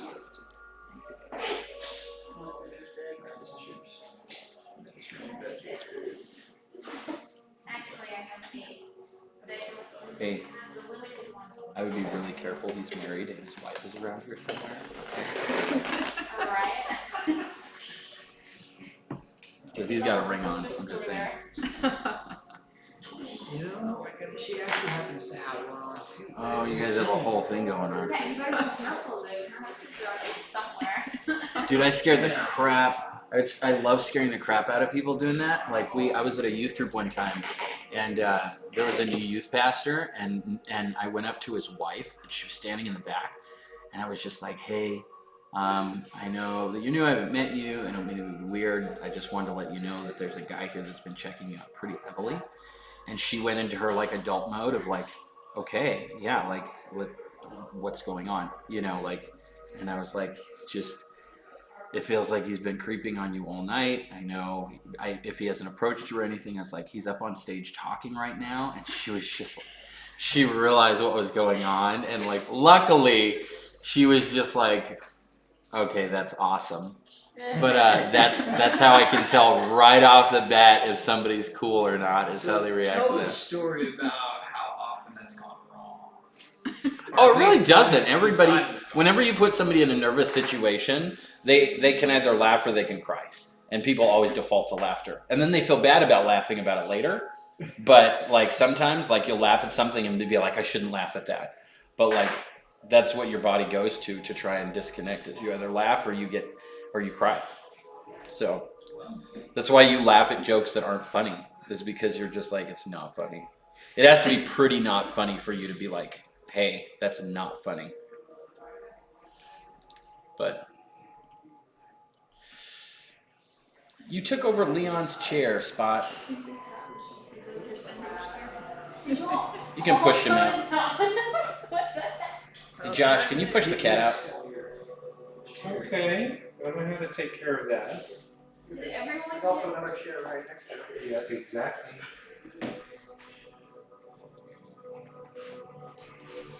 He's one handy cat. Yeah, 14 pounds.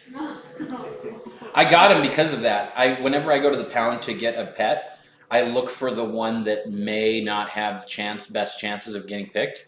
And I went in there and all these cats were like super chill and super cute and everything. He was not in with the other cats. He was in like a metal bin. He was well taken care of. They weren't punishing him or anything. Right. But I looked at him. He was like, hey, I'm 14 pounds of muscle. They're going to put a needle in me before I get out of here. And I was like, you're going home with me. He's like, nah, I'm cool. And I was like, no, you're going home with me. And he's like, But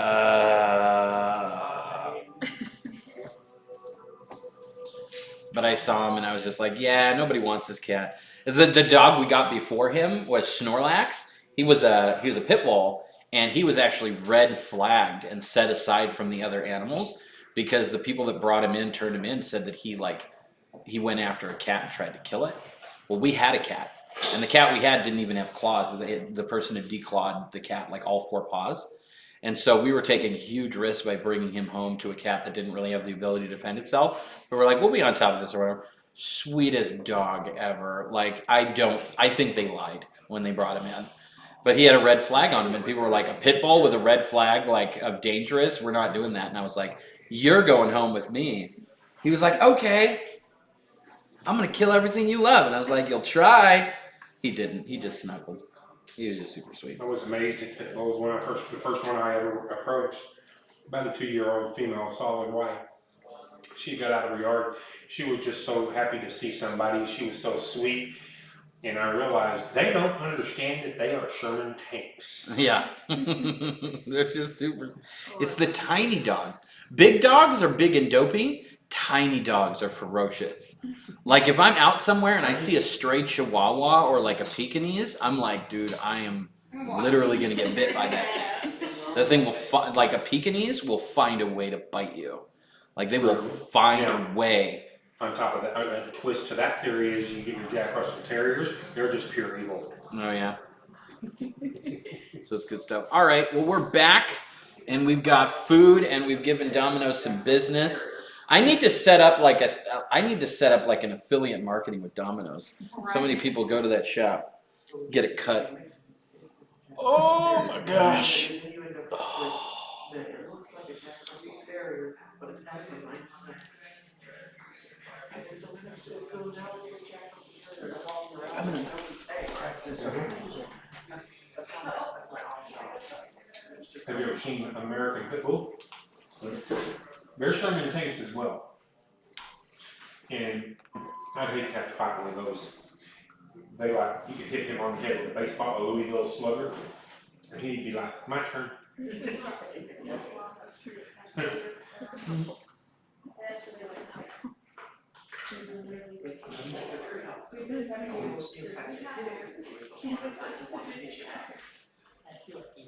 break the back. Yeah.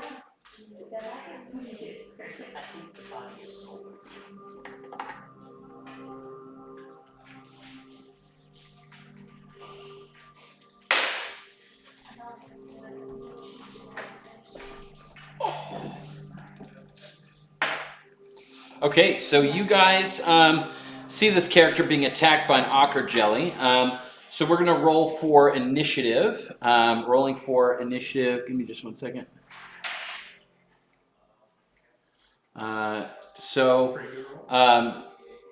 Rolling for initiative is you're going to have your initiative roll on your sheet. If you don't, I will help you find it. But it is just going to be a d20, a 20-sided dice, and then you're going to roll that d20 and then add its total value to your initiative modifier. Ooh, sweet. Beat that. +3, and I get a roll of 17, so I'll get 20. Nice. So if you roll a non-natural 20, it's called a dirty 20. I rolled a dirty 20. Nice. Alright, I got a 22. 22. Awesome. I have a total of 5. Sweet. Okay, so you're 20, 22, 5, 17, 5, and a natural 1 for the monster. Okay, so the way that so the way that this works, especially when we're running a bigger group like this, I always let the initiative go clockwise from. Normally, what you do with initiative is I would write down everybody's initiative order, highest to lowest, and we'd bounce back and ping pong across the table that way. But I have found over my years of experience, it's also just easiest to whoever gets the highest roll, we start with them and go clockwise. Because then everybody knows, oh, if this person's going, then it's my turn next. As opposed to people going, oh, I forgot who it was that was, who's ahead of me? Who's whatever. It'll work to your advantage. The law of averages means that there will be times when it works against you because you get a high roll and you end up going fourth. There'll be other times when you get a terrible roll and you end up going second. So it's going to work in your favor eventually, which is really cool. Man, I got to figure out how to get the internet to work through this because I have really great internet in here, but for some reason in this one spot, it is having a hard time with my phone. So give me just a second, guys. I'm gonna try and get this to reconnect out here. Ethan, you can figure out what it is that you want to do, and then we'll get started. What are you doing? What is it giving you?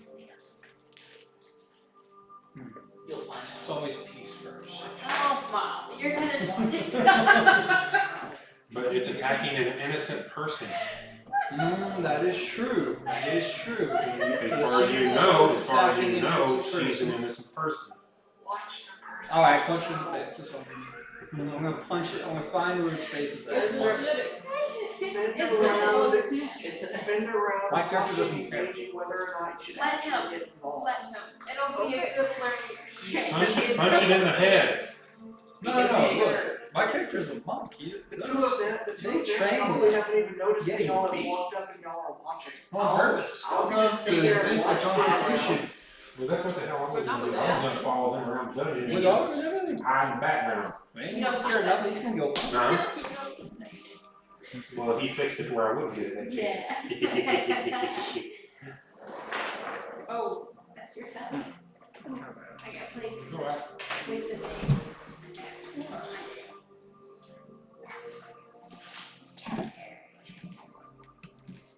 They didn't put enough butter on this thing.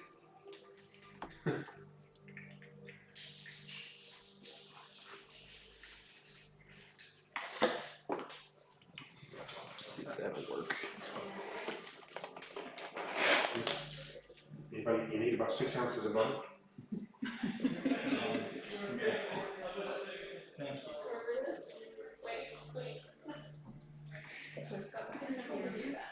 Yeah, I did. I already know what I'm gonna do. Go. I'm very excited.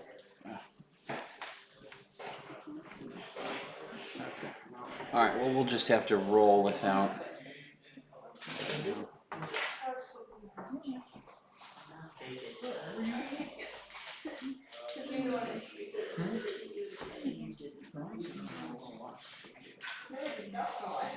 All the shows no one watches. That is not a favorite. That is a favorite, but that's because it's the That's your first. number one. No, it's not. FLA is, and you didn't introduce me to that.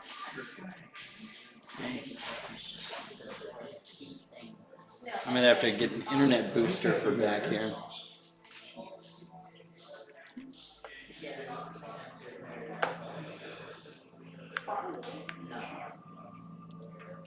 The answer is Have you seen it? No, you have not. What is the name of the music? What is it? Spam bread never said ooh like a cute girl. What the fuck? That's so fucking weird. Fuck. brother's Tin Man. Yeah, I had to turn that down. It's somebody that's coming through. Like, nope, I don't want that. Like we said. But you What's think their dad's name? that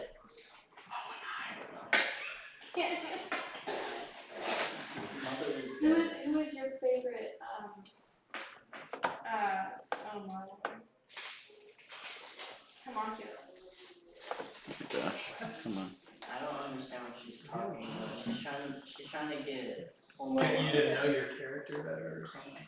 No, it is not. It's Come on, it's now, baby. Full Metal Alchemist. Hi. She's Right. trying to get me to talk about Full Metal Alchemist. Because you don't know it. It's a pretty good show. Thank you. I didn't watch it because I tried watching the older one. I couldn't watch it. It's not my type of show. It's not his Probably favorite. should. Not my jump I one. thought you said cup of sugar or something. That works too. No one wants to drink about that weird. Yeah, his cup of sugar is JoJo's. We should Absolutely. have talked to my brother. JoJo's.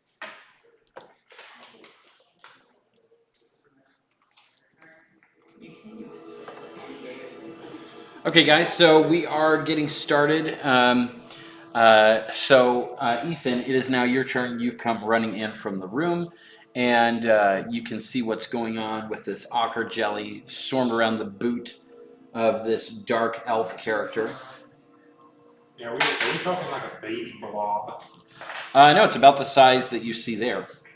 So I would say it's, So it's large. Yeah. A little bit larger. Mhm. So I don't have to worry about magic missile in my foot. well, it's wrapped around your boot. So, So you still Which part of it is? You said the tentacles were. so It's not alright, you wrapped around it. it is what I say it is. There is a risk of you blowing your foot off, but that's just the way that magic works. Is that if you're attacking something that's attached to you, especially at level 1, you're not good at magic yet. So that's the downside. Is that whenever I have people do stuff like that, though, it's just a dice roll. So you literally have to roll something really bad. But then it's that simple. Alright. So I see that this drow is being attacked, and Luther's reaction is innocent person is in danger. I'm gonna run up and just try to punch this thing. Okay. Punch in the head. Stop. Like you're gonna punch the slime thing or No the slime. drum? The slime. Obviously the New slime. target. You didn't specify, I was just making sure. All right. So you got. It looks like the thing that's eating Right. the food is in danger. It could be. Maybe it's protecting itself. Oh, okay. Alright. There's a story. So go ahead and move your character up to it, and make your attack. Alright. Okay. And how many? Let's see. Yeah, you should be fine. Yep.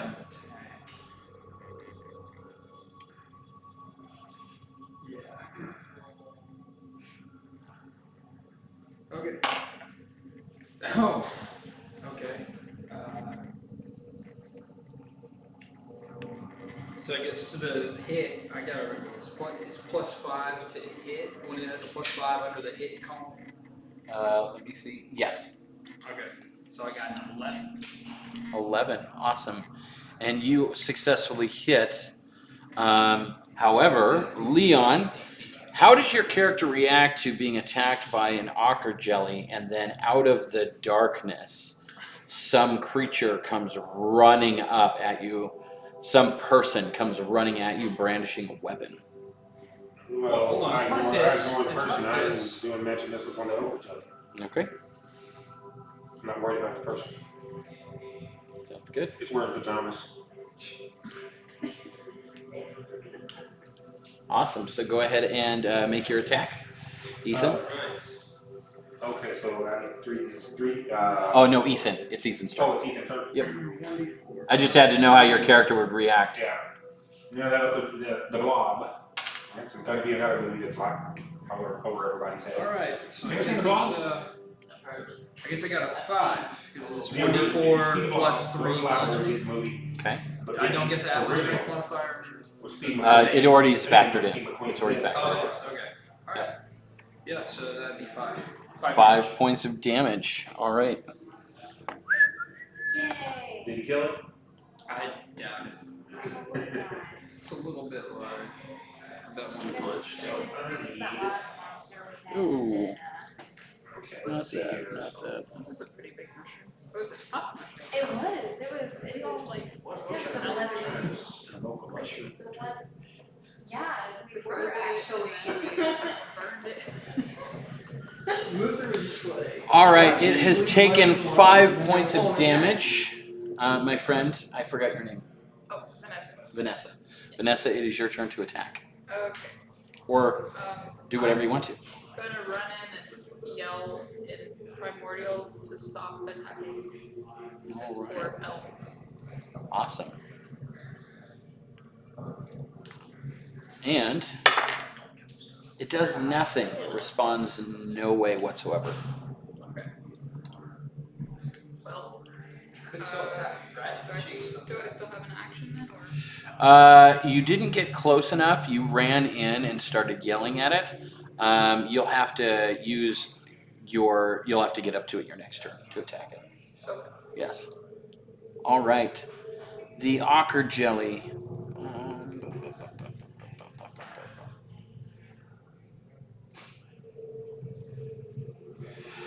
right. It does not like your boot, Leon. What is your AC, my friend? Your armor class? My armor class is 16. 16. So it is unsuccessful. It's still attached to your boot. You feel it like grip and cringe at your boot, but it is not successful at doing any damage to you. But you can feel the pressure of it like a tight grip. It pulses. So it'll be on there like just a wet mud, but then all of a sudden it's as if it's made of muscle. It'll just contract and you'll feel a sharp pressure, and it's enough to make you wonder if that will break your foot if it gains some traction, which it has not just yet. However, it is now Maggie's turn. I will hang back and watch. Nice. Sounds good. It's a little crowded up there. I think I'll hang back and make sure nothing else happens. So what does your character do in the meantime while it's hanging back and watching? She's gonna pull out a short bow and just kind of keep it at her side. Okay. But give me some storyline. Give me something to watch in this movie. Narrate a little bit. If you're not making an attack, then you gotta write a little bit of the story. You're attacking that mushroom pretty quick.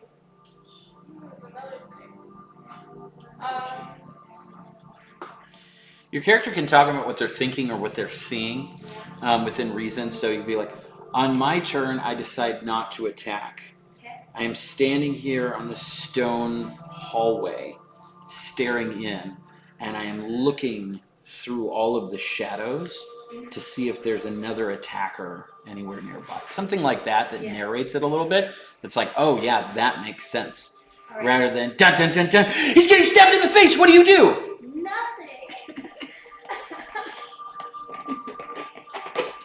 I pull out some popcorn. You know, it would just be like, no, your character has, even if your character is doing nothing, they have to do something. All right. Even if it is nothing, you can still alliterate nothing a million different ways, but it contributes. And the reason I push you to do that is because if your brain doesn't come up with storyline, then it'll really relax into not coming up with storyline. And I like to keep, the fire stoked in you guys. That way it gets really creative and fun. All right, my friend, what is your name again? Isaac. It's your turn. What do you do? So I want to bring up the story again. We're with the dwarves, correct? Yes. We're walking with the dwarves, so I want to hang back and talk to the dwarves a little bit and see if there's anything past that they are actually searching for besides all this platinum and stuff. I want to see if there's an artifact in here. Okay, so instead of running into combat, you stop the dwarves and say, I say, is there any secret treasures that y'all are hiding from us? If not, then what is some of the reason? shoves you back and goes running forward. Realizes that you've stopped to talk about office paper while somebody is being mugged in the parking lot and just completely ignores you and shoves you out of the way. Which they would do. They'd be like... Somebody's getting stabbed in the parking lot. That's true. So Spider-Man was really good, but I wonder if... Awesome. Leon, it's your turn. Okay, so 20 for Rose hit. Yeah. Oh, if you're doing Magic missile. That's magic automatic. missile, okay. So go ahead and do we have access to a player's handbook to read what magic missile says? It does. Yeah, basically I can. It's 1d4 plus 1. Okay. Okay, for damage. And since I've got a single target here, I can waste all of them. I can use all of them for that. Sounds good. And do you need to do anything in order to make that spell happen? You have to say something. Do you have to hear That's something? what I need to do. I couldn't remember if it was. It's okay. So it's a first level instantaneous, one action, evocation. And its components are visual and somatic. Or verbal and somatic. So what is your verbal for magic missile going to be? That can always be fun. And somatic could just be a wave of your hand or whatever.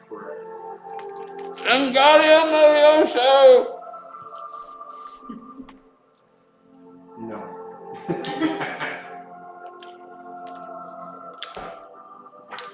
Let's go, Brandon! I'm kidding. Exactly. Let's go, Brandon. My favorite. Yeet. Neat. How about neat? Neat. So when you say visual, I'm sorry, verbal, not visual. When you're saying verbal. You just have to say a word to activate it. Okay. Got you. Let's go, Brandon. Okay. So what would be your word to activate magic missile? Neat. Great, awesome. So flourish your hand, you say neat, and the magic missiles fly out and hit the ochre jelly. And that's the go neat. Awesome. So go ahead and roll for it.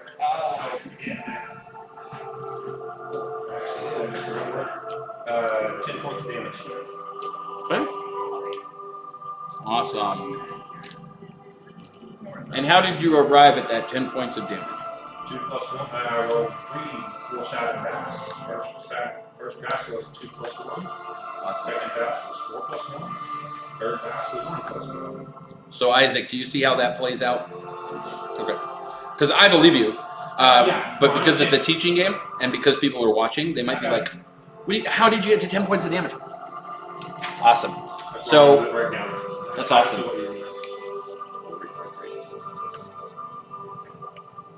All right.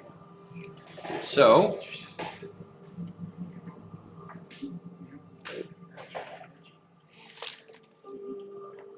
And she knows this guy's asset based. where are you? She did right. Oh, there we go.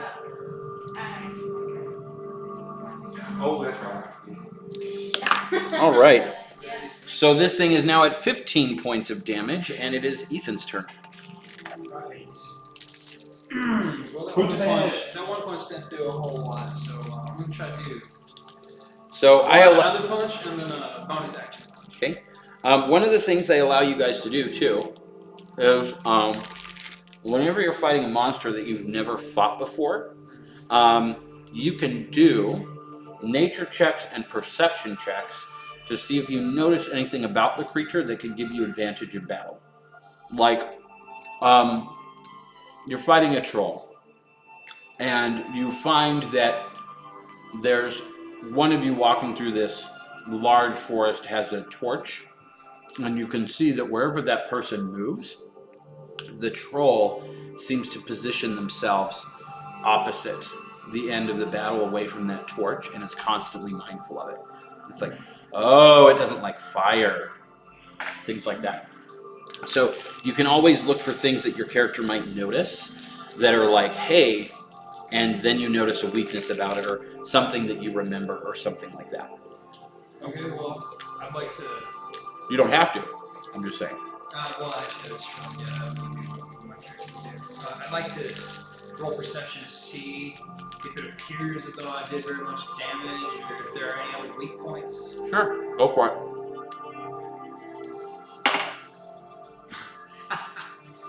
Wow, I got a natural 1. All right. You are pretty certain that something that is like this, you remember in a bar one time somebody talking about gelatinous cubes, and the way to deal with them is to literally hack them apart with like a sword. That didn't work with Bob. So you know that like slashing through it you feel it will be effective.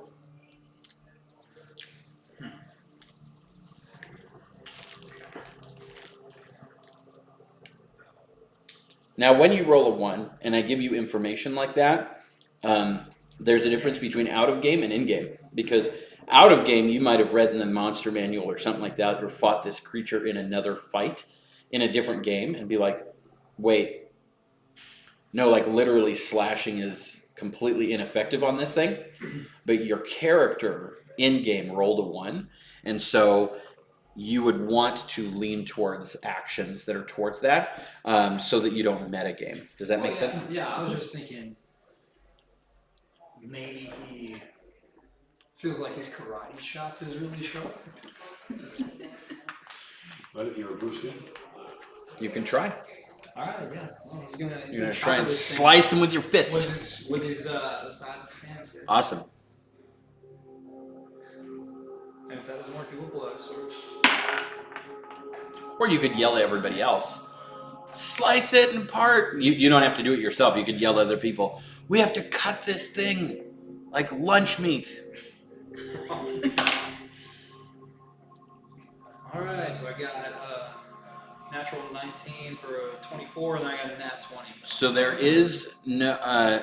So what did you say? So there is no natural 19. Okay, well. There's only a natural 20. Well, I got a 24, and then I got a natural 20. Okay, so you got for both of your attacks? Yes. Okay, awesome. I like it. Okay, go ahead and deal damage. When you do a natural 20, you're just going to double your damage. The book says differently. It has you roll different components, but for me, it's just easy to double your damage.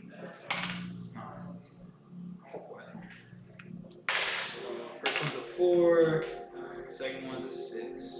Okay. So what's your total damage? Oh, it's 10. 10? Okay. And you're doubling it? No, I already doubled the second one. Great. Perfect. Awesome. So a total of 10 damage. I need to stop sitting this down. Okay.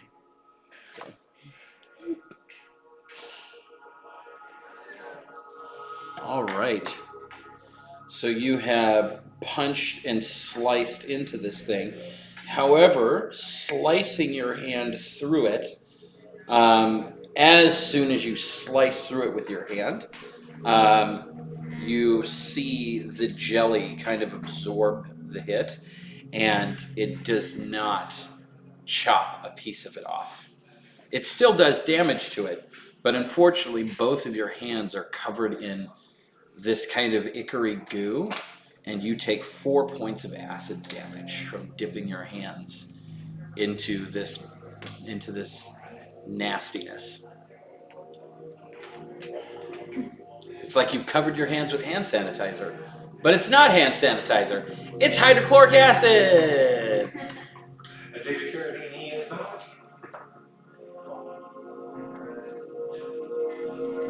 It's Vanessa? Yeah. Vanessa, it's your turn. Okay. I'm going to do Ray of Frost. You would. Just kidding. I don't know what that means. Guess I roll. I don't really know how to. Roll d20. Right. 11. Okay. Yes. It's the modifier. Yeah. Okay, so 16. To hit. You hit.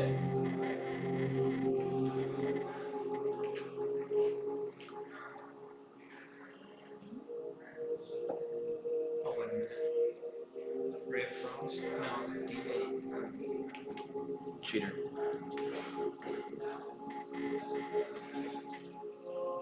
That's a D10. Oh, yeah, that is a D7. There you go.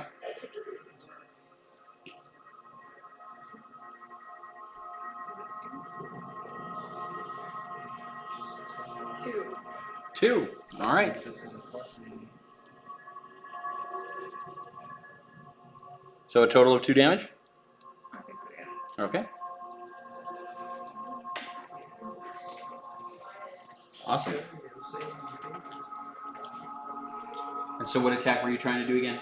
Just to cover your Ray of Frost. Ray of Frost. Awesome. Okay. So you try and freeze it, and it just kind of absorbs it. There's a little bit of frost on it, but it melts quickly. And then the Ocker Jelly tries to make another attack on our friend's boot. And that, what is your AC, my friend? Leon, what's your AC? Oh, where? 16. Awesome. He is successful at, he has a +4 to hit. He gets a 17. I rolled a 13 here, and I was like, ooh, I don't know if that just gets him or not. So it gets you. Okay. So we got 1 lucky. 1 lucky. Okay. So you taking 5 damage, and then so you're taking 5 bludgeoning damage and then 5 acid damage for a total of 10 damage. But the reason why I have to split them up is because if you have an immunity or a vulnerability to acid or bludgeoning or whatever, but it's a total of 10 damage. And she falls down. So what's your HP? My what? Your hit points? 9. 9. Okay. So you fall down. What happens is that the creature begins to crawl up your boot and across your leg, and it feels like somebody has poured battery acid on you, and your leg snaps, and you black out from the pain, and you fall down. You wouldn't have if Maggie had jumped in and attacked, but she decided to just kind of stand back and catch up on Remember that episodes. Like, shady shit you He also was trying to talk I know. business rather Someone's dying. You're the dragonborn. Like, warrior. Get out of your jet! At least she's holding a bow. He's not even holding a weapon yet. How's it going, buddy?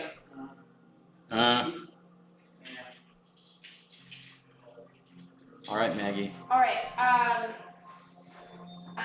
perception check for any traps or anything in the shadows. Sure. You can do perception. Awesome. Go ahead.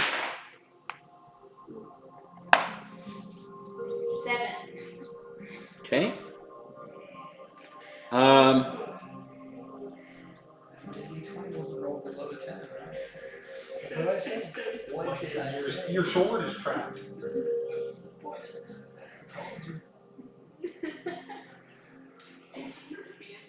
No.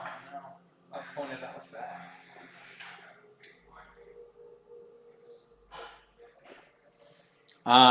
What was it that you rolled? 7. A total of 7? Total of 7. Okay. You notice that the shadows are definitely dark and shadowy. Lord. Great. All right, Isaac, it's your turn. Unless you want to do something else, Maggie. You did a. Oh no, sorry, Maggie does a perception check. Your turn hasn't even. You can do everything. I can't? Okay. No, you can, yeah. Because a perception check is just kind of like a free action. Alright, well, since I noticed the shadows were shadowy, I'm going to, sneak into the shadows. You're just not a fighter. Okay, after you sneak into the shadows, go ahead and roll a stealth check. 18. Okay, after you sneak into the shadows, what do? You've got one last action. Sweet. I have no idea. Are you gonna fire your bow or? Am I? Well, the thing is if you don't know what to do with your character, you can let me know that and I'll help you. If you are just literally trying to like stay out of the way, you can explain why you're doing that. I can do that. So what are you Yes. thinking right now? I'm going to stay out of the way, because I've realized if I fire my bow at this acid slime thing that's crawling up this person, I might hit the person, and things would not be good. So you're afraid of cat. All right, Isaac, it's your turn. If you tell them that's the real reason is you're just enjoying the show.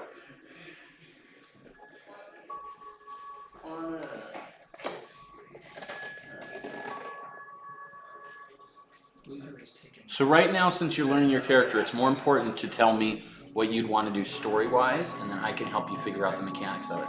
So, I want to see if there's a way I can figure out if it's flammable or not. That's a great thought. What you're going to want to do is a perception check or a nature check. You've got skills.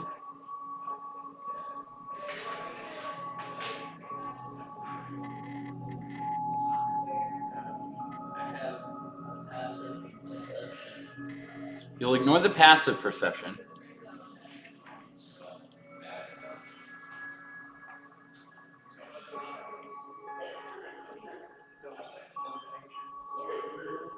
You don't have proficiency, so you won't have to make sounds or situational based. Just because you're not trained in it doesn't mean you can't do it. Yeah. Okay. I want to run a perception check then. Okay, what's your perception bonus? 0? Okay, go ahead and roll. 4. 4. Awesome. How do I know? You are not exactly sure whether or not it is or isn't flammable or not. Okay, good enough for me. Can I run in and am I able to run in and like shoot a little bit of fire in it? Yeah, you can. That will be 20 again. So, do you have spells? Oh, I'm sorry, you're a fighter. I'm thinking that no, you can't, you don't have like spells and magic. You are Hulk smash. You're like Captain America. Not even with racial? He's got a breath weapon. All right, well then go for it. Yeah. 10.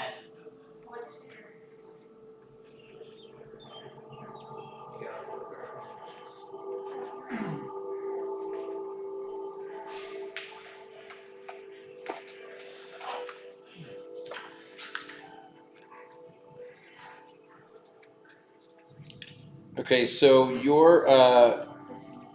you've got a breath weapon, correct? Where does it say?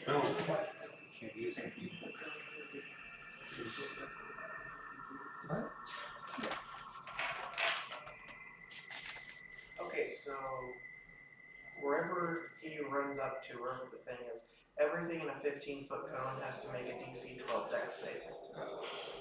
Except me. Yeah, you're down. You just want to get charged. I automatically make it. Sorry in advance. No, I automatically. You don't know us, you don't care. I don't know. Actually, you would automatically fail because you couldn't move out of the way of the fire, so you would take damage. That's how that works. So he might just cook you to death. Yeah, sure. So now that you understand how that works, do you want to do that or do you want to do something else? Like run up and hit it with an axe or something. You do actually need to look at the map and see how the characters are positioned. You could line it up in such a way that maybe you don't hit them, you hit, the jelly and not everybody else. Or you can just forgo all things and just blast everything that's in the way. That is also My suggestion is that you would use your great axe because it's a 1d12 plus 3. Yeah. So if you hit with it, because as a fighter, you are like Captain America, you are all about your weapons. So you are like relying on your ability to fight with your, and you have a great axe, and that thing can really lay out some damage, especially if you get critical on it. But you're not the Hulk. No, a Hulk would be a barbarian. You're a fighter. Yeah. So, then I guess I'll try to run up and slash at it. Okay. And take a chop at it. Okay. Go ahead and roll. You got a +5, so roll a d20, and then move your miniature up to it as well. So, 18. Is that with a 5 or without? Okay. And that hits. So go ahead. Somebody move his miniature up to the jelly. Okay. And normally we check for how far you can move, but we're gonna forego that right now. We'll just say that you moved last turn and we forgot to move your miniature. Okay, so you hit. You're gonna roll 1d12 and add 3. So 5. 2 plus 3. Okay. Awesome. Your attitude is bad. Yeah, yeah. I'm Let's missing. ship her one of these. I'm missing hit mark.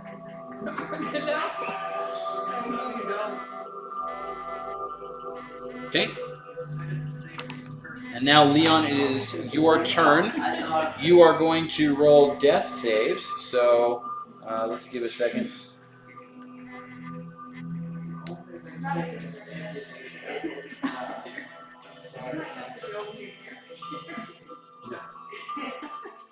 I don't think, like, none of us have any healing magic. So you'll roll a d20. Right, and look at this. You want to finish your bonus. Okay. When you start your turn with 0 hit points, you must make a special saving throw called a death saving throw. Determine whether you creep closer to death or not.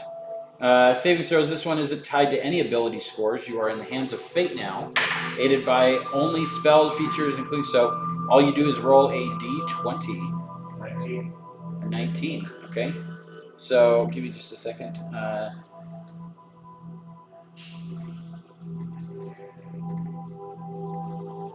So basically in this situation, all it is if you roll a d20 and you roll above a 10, you save. If you roll below a 10, you fail, so you succeeded. You have to get 3 of those either way. 3 successes or 3 failures. If you roll a natural 20, you get 2 saves in a row. If you roll a natural 1, you get 2 fails in a row.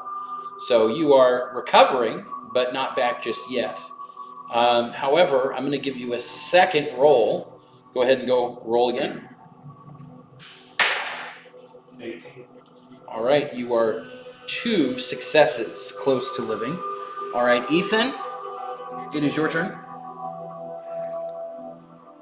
Alright, well, I'm gonna obviously pull out my short sword since I didn't really cut it and I got it on my hands. You couldn't cut it. Aha! All right, go for it. Now I'm going to try to use the short sword to slice it and cut it. All right. And I'm also going to use the bonus unarmed strike.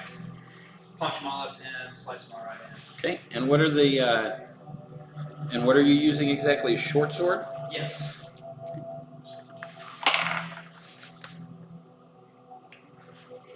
Luckily for you, it's piercing damage.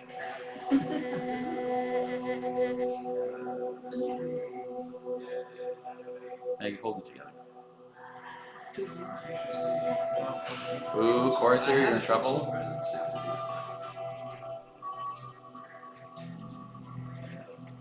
It's not saying what to do with the short sword on here for the. Oh, that's fine. Yeah, because they need to fix that in D&D Beyond. It'll show up on the character sheet, but not when I try and print it out. We're going to give you a +5. +5? Okay, cool. Alright, so that's a 9 to hit. And you barely hit. Its armor class is Unarmed 8. strike is 10. I already told you what I'd done. Well, I know. I just wanted to let you know I was leaving so that I you don't could care. watch the front. I'm not watching Or anything. I will tell them to come get you if Don't tell them anybody needs you. anything. Whatever. Irma Gersh. I will elbow you in the stomach. No. No. That'd be so sad. It would be sad. No, You gotta love the peanut, they do. not elbow the peanut. They do. He's big, strong. He can take it. Oh my gosh. Alright, It'll be like elbowing concrete. I'll punch him, and your like stomach will wrap around my fist. The baby will grab my fist and just break my wrist. It'll be awesome. Okay, but yeah, I got a 10 to the unarmed strike. Okay. And a 9 to the short. So you're bad at this, but luckily because it's a jelly, you hit both times. So roll for damage. Also point blank range. Alright. Yeah, So you what's the almost. damage for the short sword? Does it say on here? Oh, okay. It's gonna be it's a D6 plus 3. Because of my dexterity? Because of your no, because of your what is your strength? My strength is +1, but... Oh, I'm sorry. It's because of your proficiencies. I apologize. Okay. Yeah, so it's gonna be plus 3. Okay, so I got a 7 with the short sword. Okay. And then it actually said on there that I can substitute my strength bonus for my dexterity. So I can do Great. +3 with the dexterity. And then, Okay. So does that just make it +3, or is it?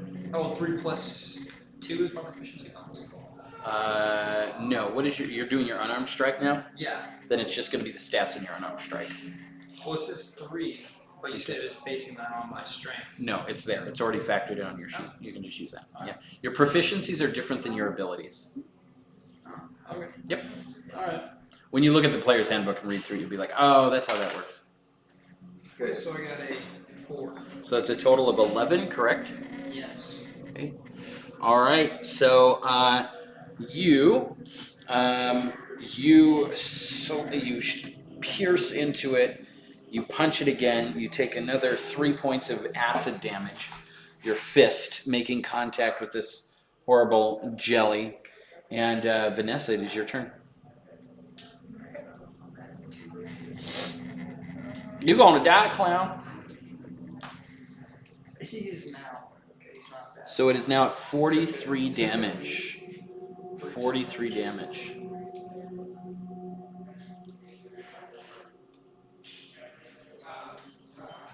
It looks like the most effective thing is just to literally beat it with a weapon or something like that. I want to do a perception check. Okay. 11. Okay. You can. Something tells you that you've heard before that things like this are immune to lightning. Immune. So lightning will do nothing to them.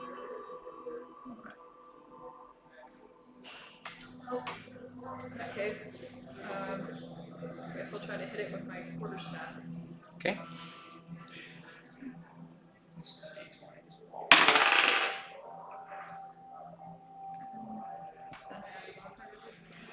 Yes. 4, 5, 6, 7. You miss. Smack the ground. You can take another attack. Don't roll it into your dice. That's why I'm letting I'm you gonna take try another to attack. swing at it again. Okay. 13, 16. Okay. So that's why dice trays are really good. Is it because it helps to keep away from yeah. So so you hit. Go ahead and do damage.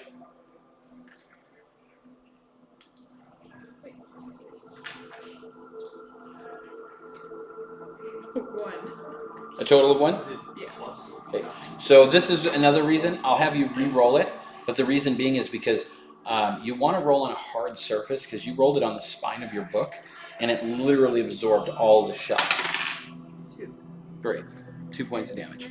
All right, and as you hit the ground with your stick and you pick it back up and slack it again, it hits it, and your quarterstaff does how much damage? 1d6 of bludgeoning. Oh, great. Okay, perfect.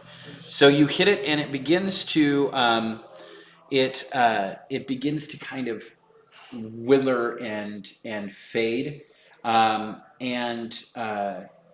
it begins to like unwrap itself and skulk off. and slither away, and then just kind of dies and turns into like a pool of what looks like urine because of that yellow. It just loses and disembodies itself and just. All right, so you've killed the ocker jelly. The dwarf runs in and go ahead and take a death save throw, my friend. 17. Great. So you kind of, one of them comes up to you and pulls out a bottle of smelling salts, and you come to, and they pull out a health potion and administer it to you, and you go up 8 points of hit points. But he also has his knife to your throat, and he says, "What are you doing here?" So, +8. Yes. So you're at 8 hit points now. What are you doing here? Looking for a white dragon. There's no white dragon here. This is our excavation site. You're trying to steal from us.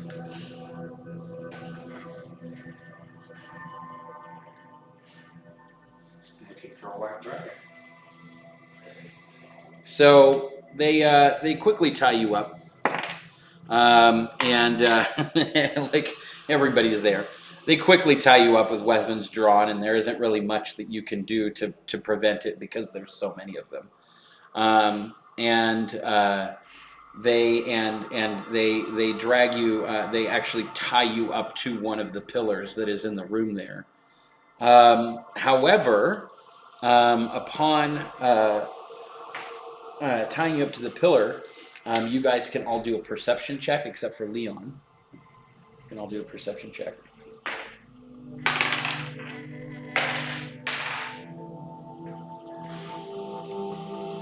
What'd you guys get? Okay. Nat 1. 7. Okay. 9. And 9. You got an 11, my friend. While you are looking around, while they're tying him up to the pillar, you notice one of the other pillars is made up of bricks, just like the rest of the other pillars are, but it has one of those secret door feels to it, where the creases on the bricks make a perfect rectangle in one spot, and when you go over and push on it, it actually pushes in and clicks out of the way, and a bunch of skulls begin to pour out. It freaks you out for a minute. Everybody stops, but nothing else really happens. So you begin to go over, and the excavators begin to kind of paw through remains of what looks like dwarven skulls, which is unsettling. But inside of this is a stone coffer containing 15 gemstones worth 10 gold piece each. So we're going to divide that up evenly. So that's going to be, everybody's going to get 30 gold pieces. Now, later on, of course, we would sell that, take it to town, all this other stuff like that. But right now, since we're just doing a little one-shot quick, I'm going to give you guys immediate cash for it.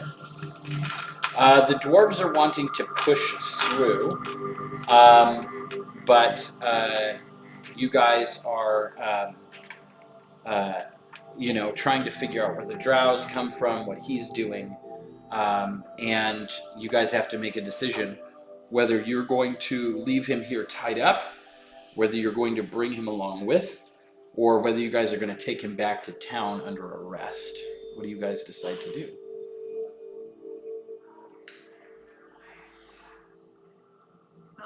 I say we hear this drow speak before we make any sort of act. Aye, we've already heard him speak. He's looking for a white dragon. He's a liar. There's no dragon here. Yes. She spoke with a knife to her throat, but perhaps a few kind words might loosen her tongue. So what do you guys want to do? Leave the drow here, take it back to town, or drag it along with you? Well, it certainly seems suspicious. If she has an innocent purpose in being here, then she should say so. I think we should either leave her here or take her back to town under arrest. Maggie? Maggie Gyllenhaal? Yeah.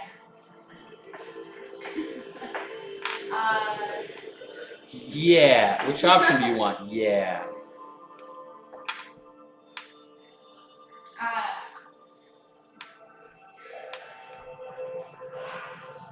Whisper, you seem as though you have something to say about this. More like nothing to say.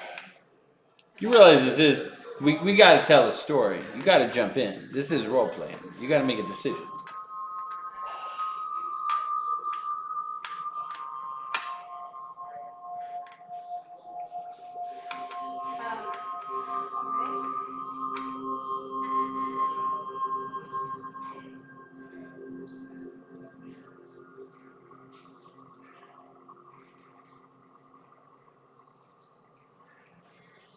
So taking it back to town under arrest, leaving it here tied to the pillar, or dragging it through the rest of the space, keeping an eye on it. I think that we should just leave them behind. There's no point in dragging them with us. Okay, Isaac. I personally feel that they will come in great. They would have a great helping hand in the near future. I feel like they have a set of skills that could really aid us in the future.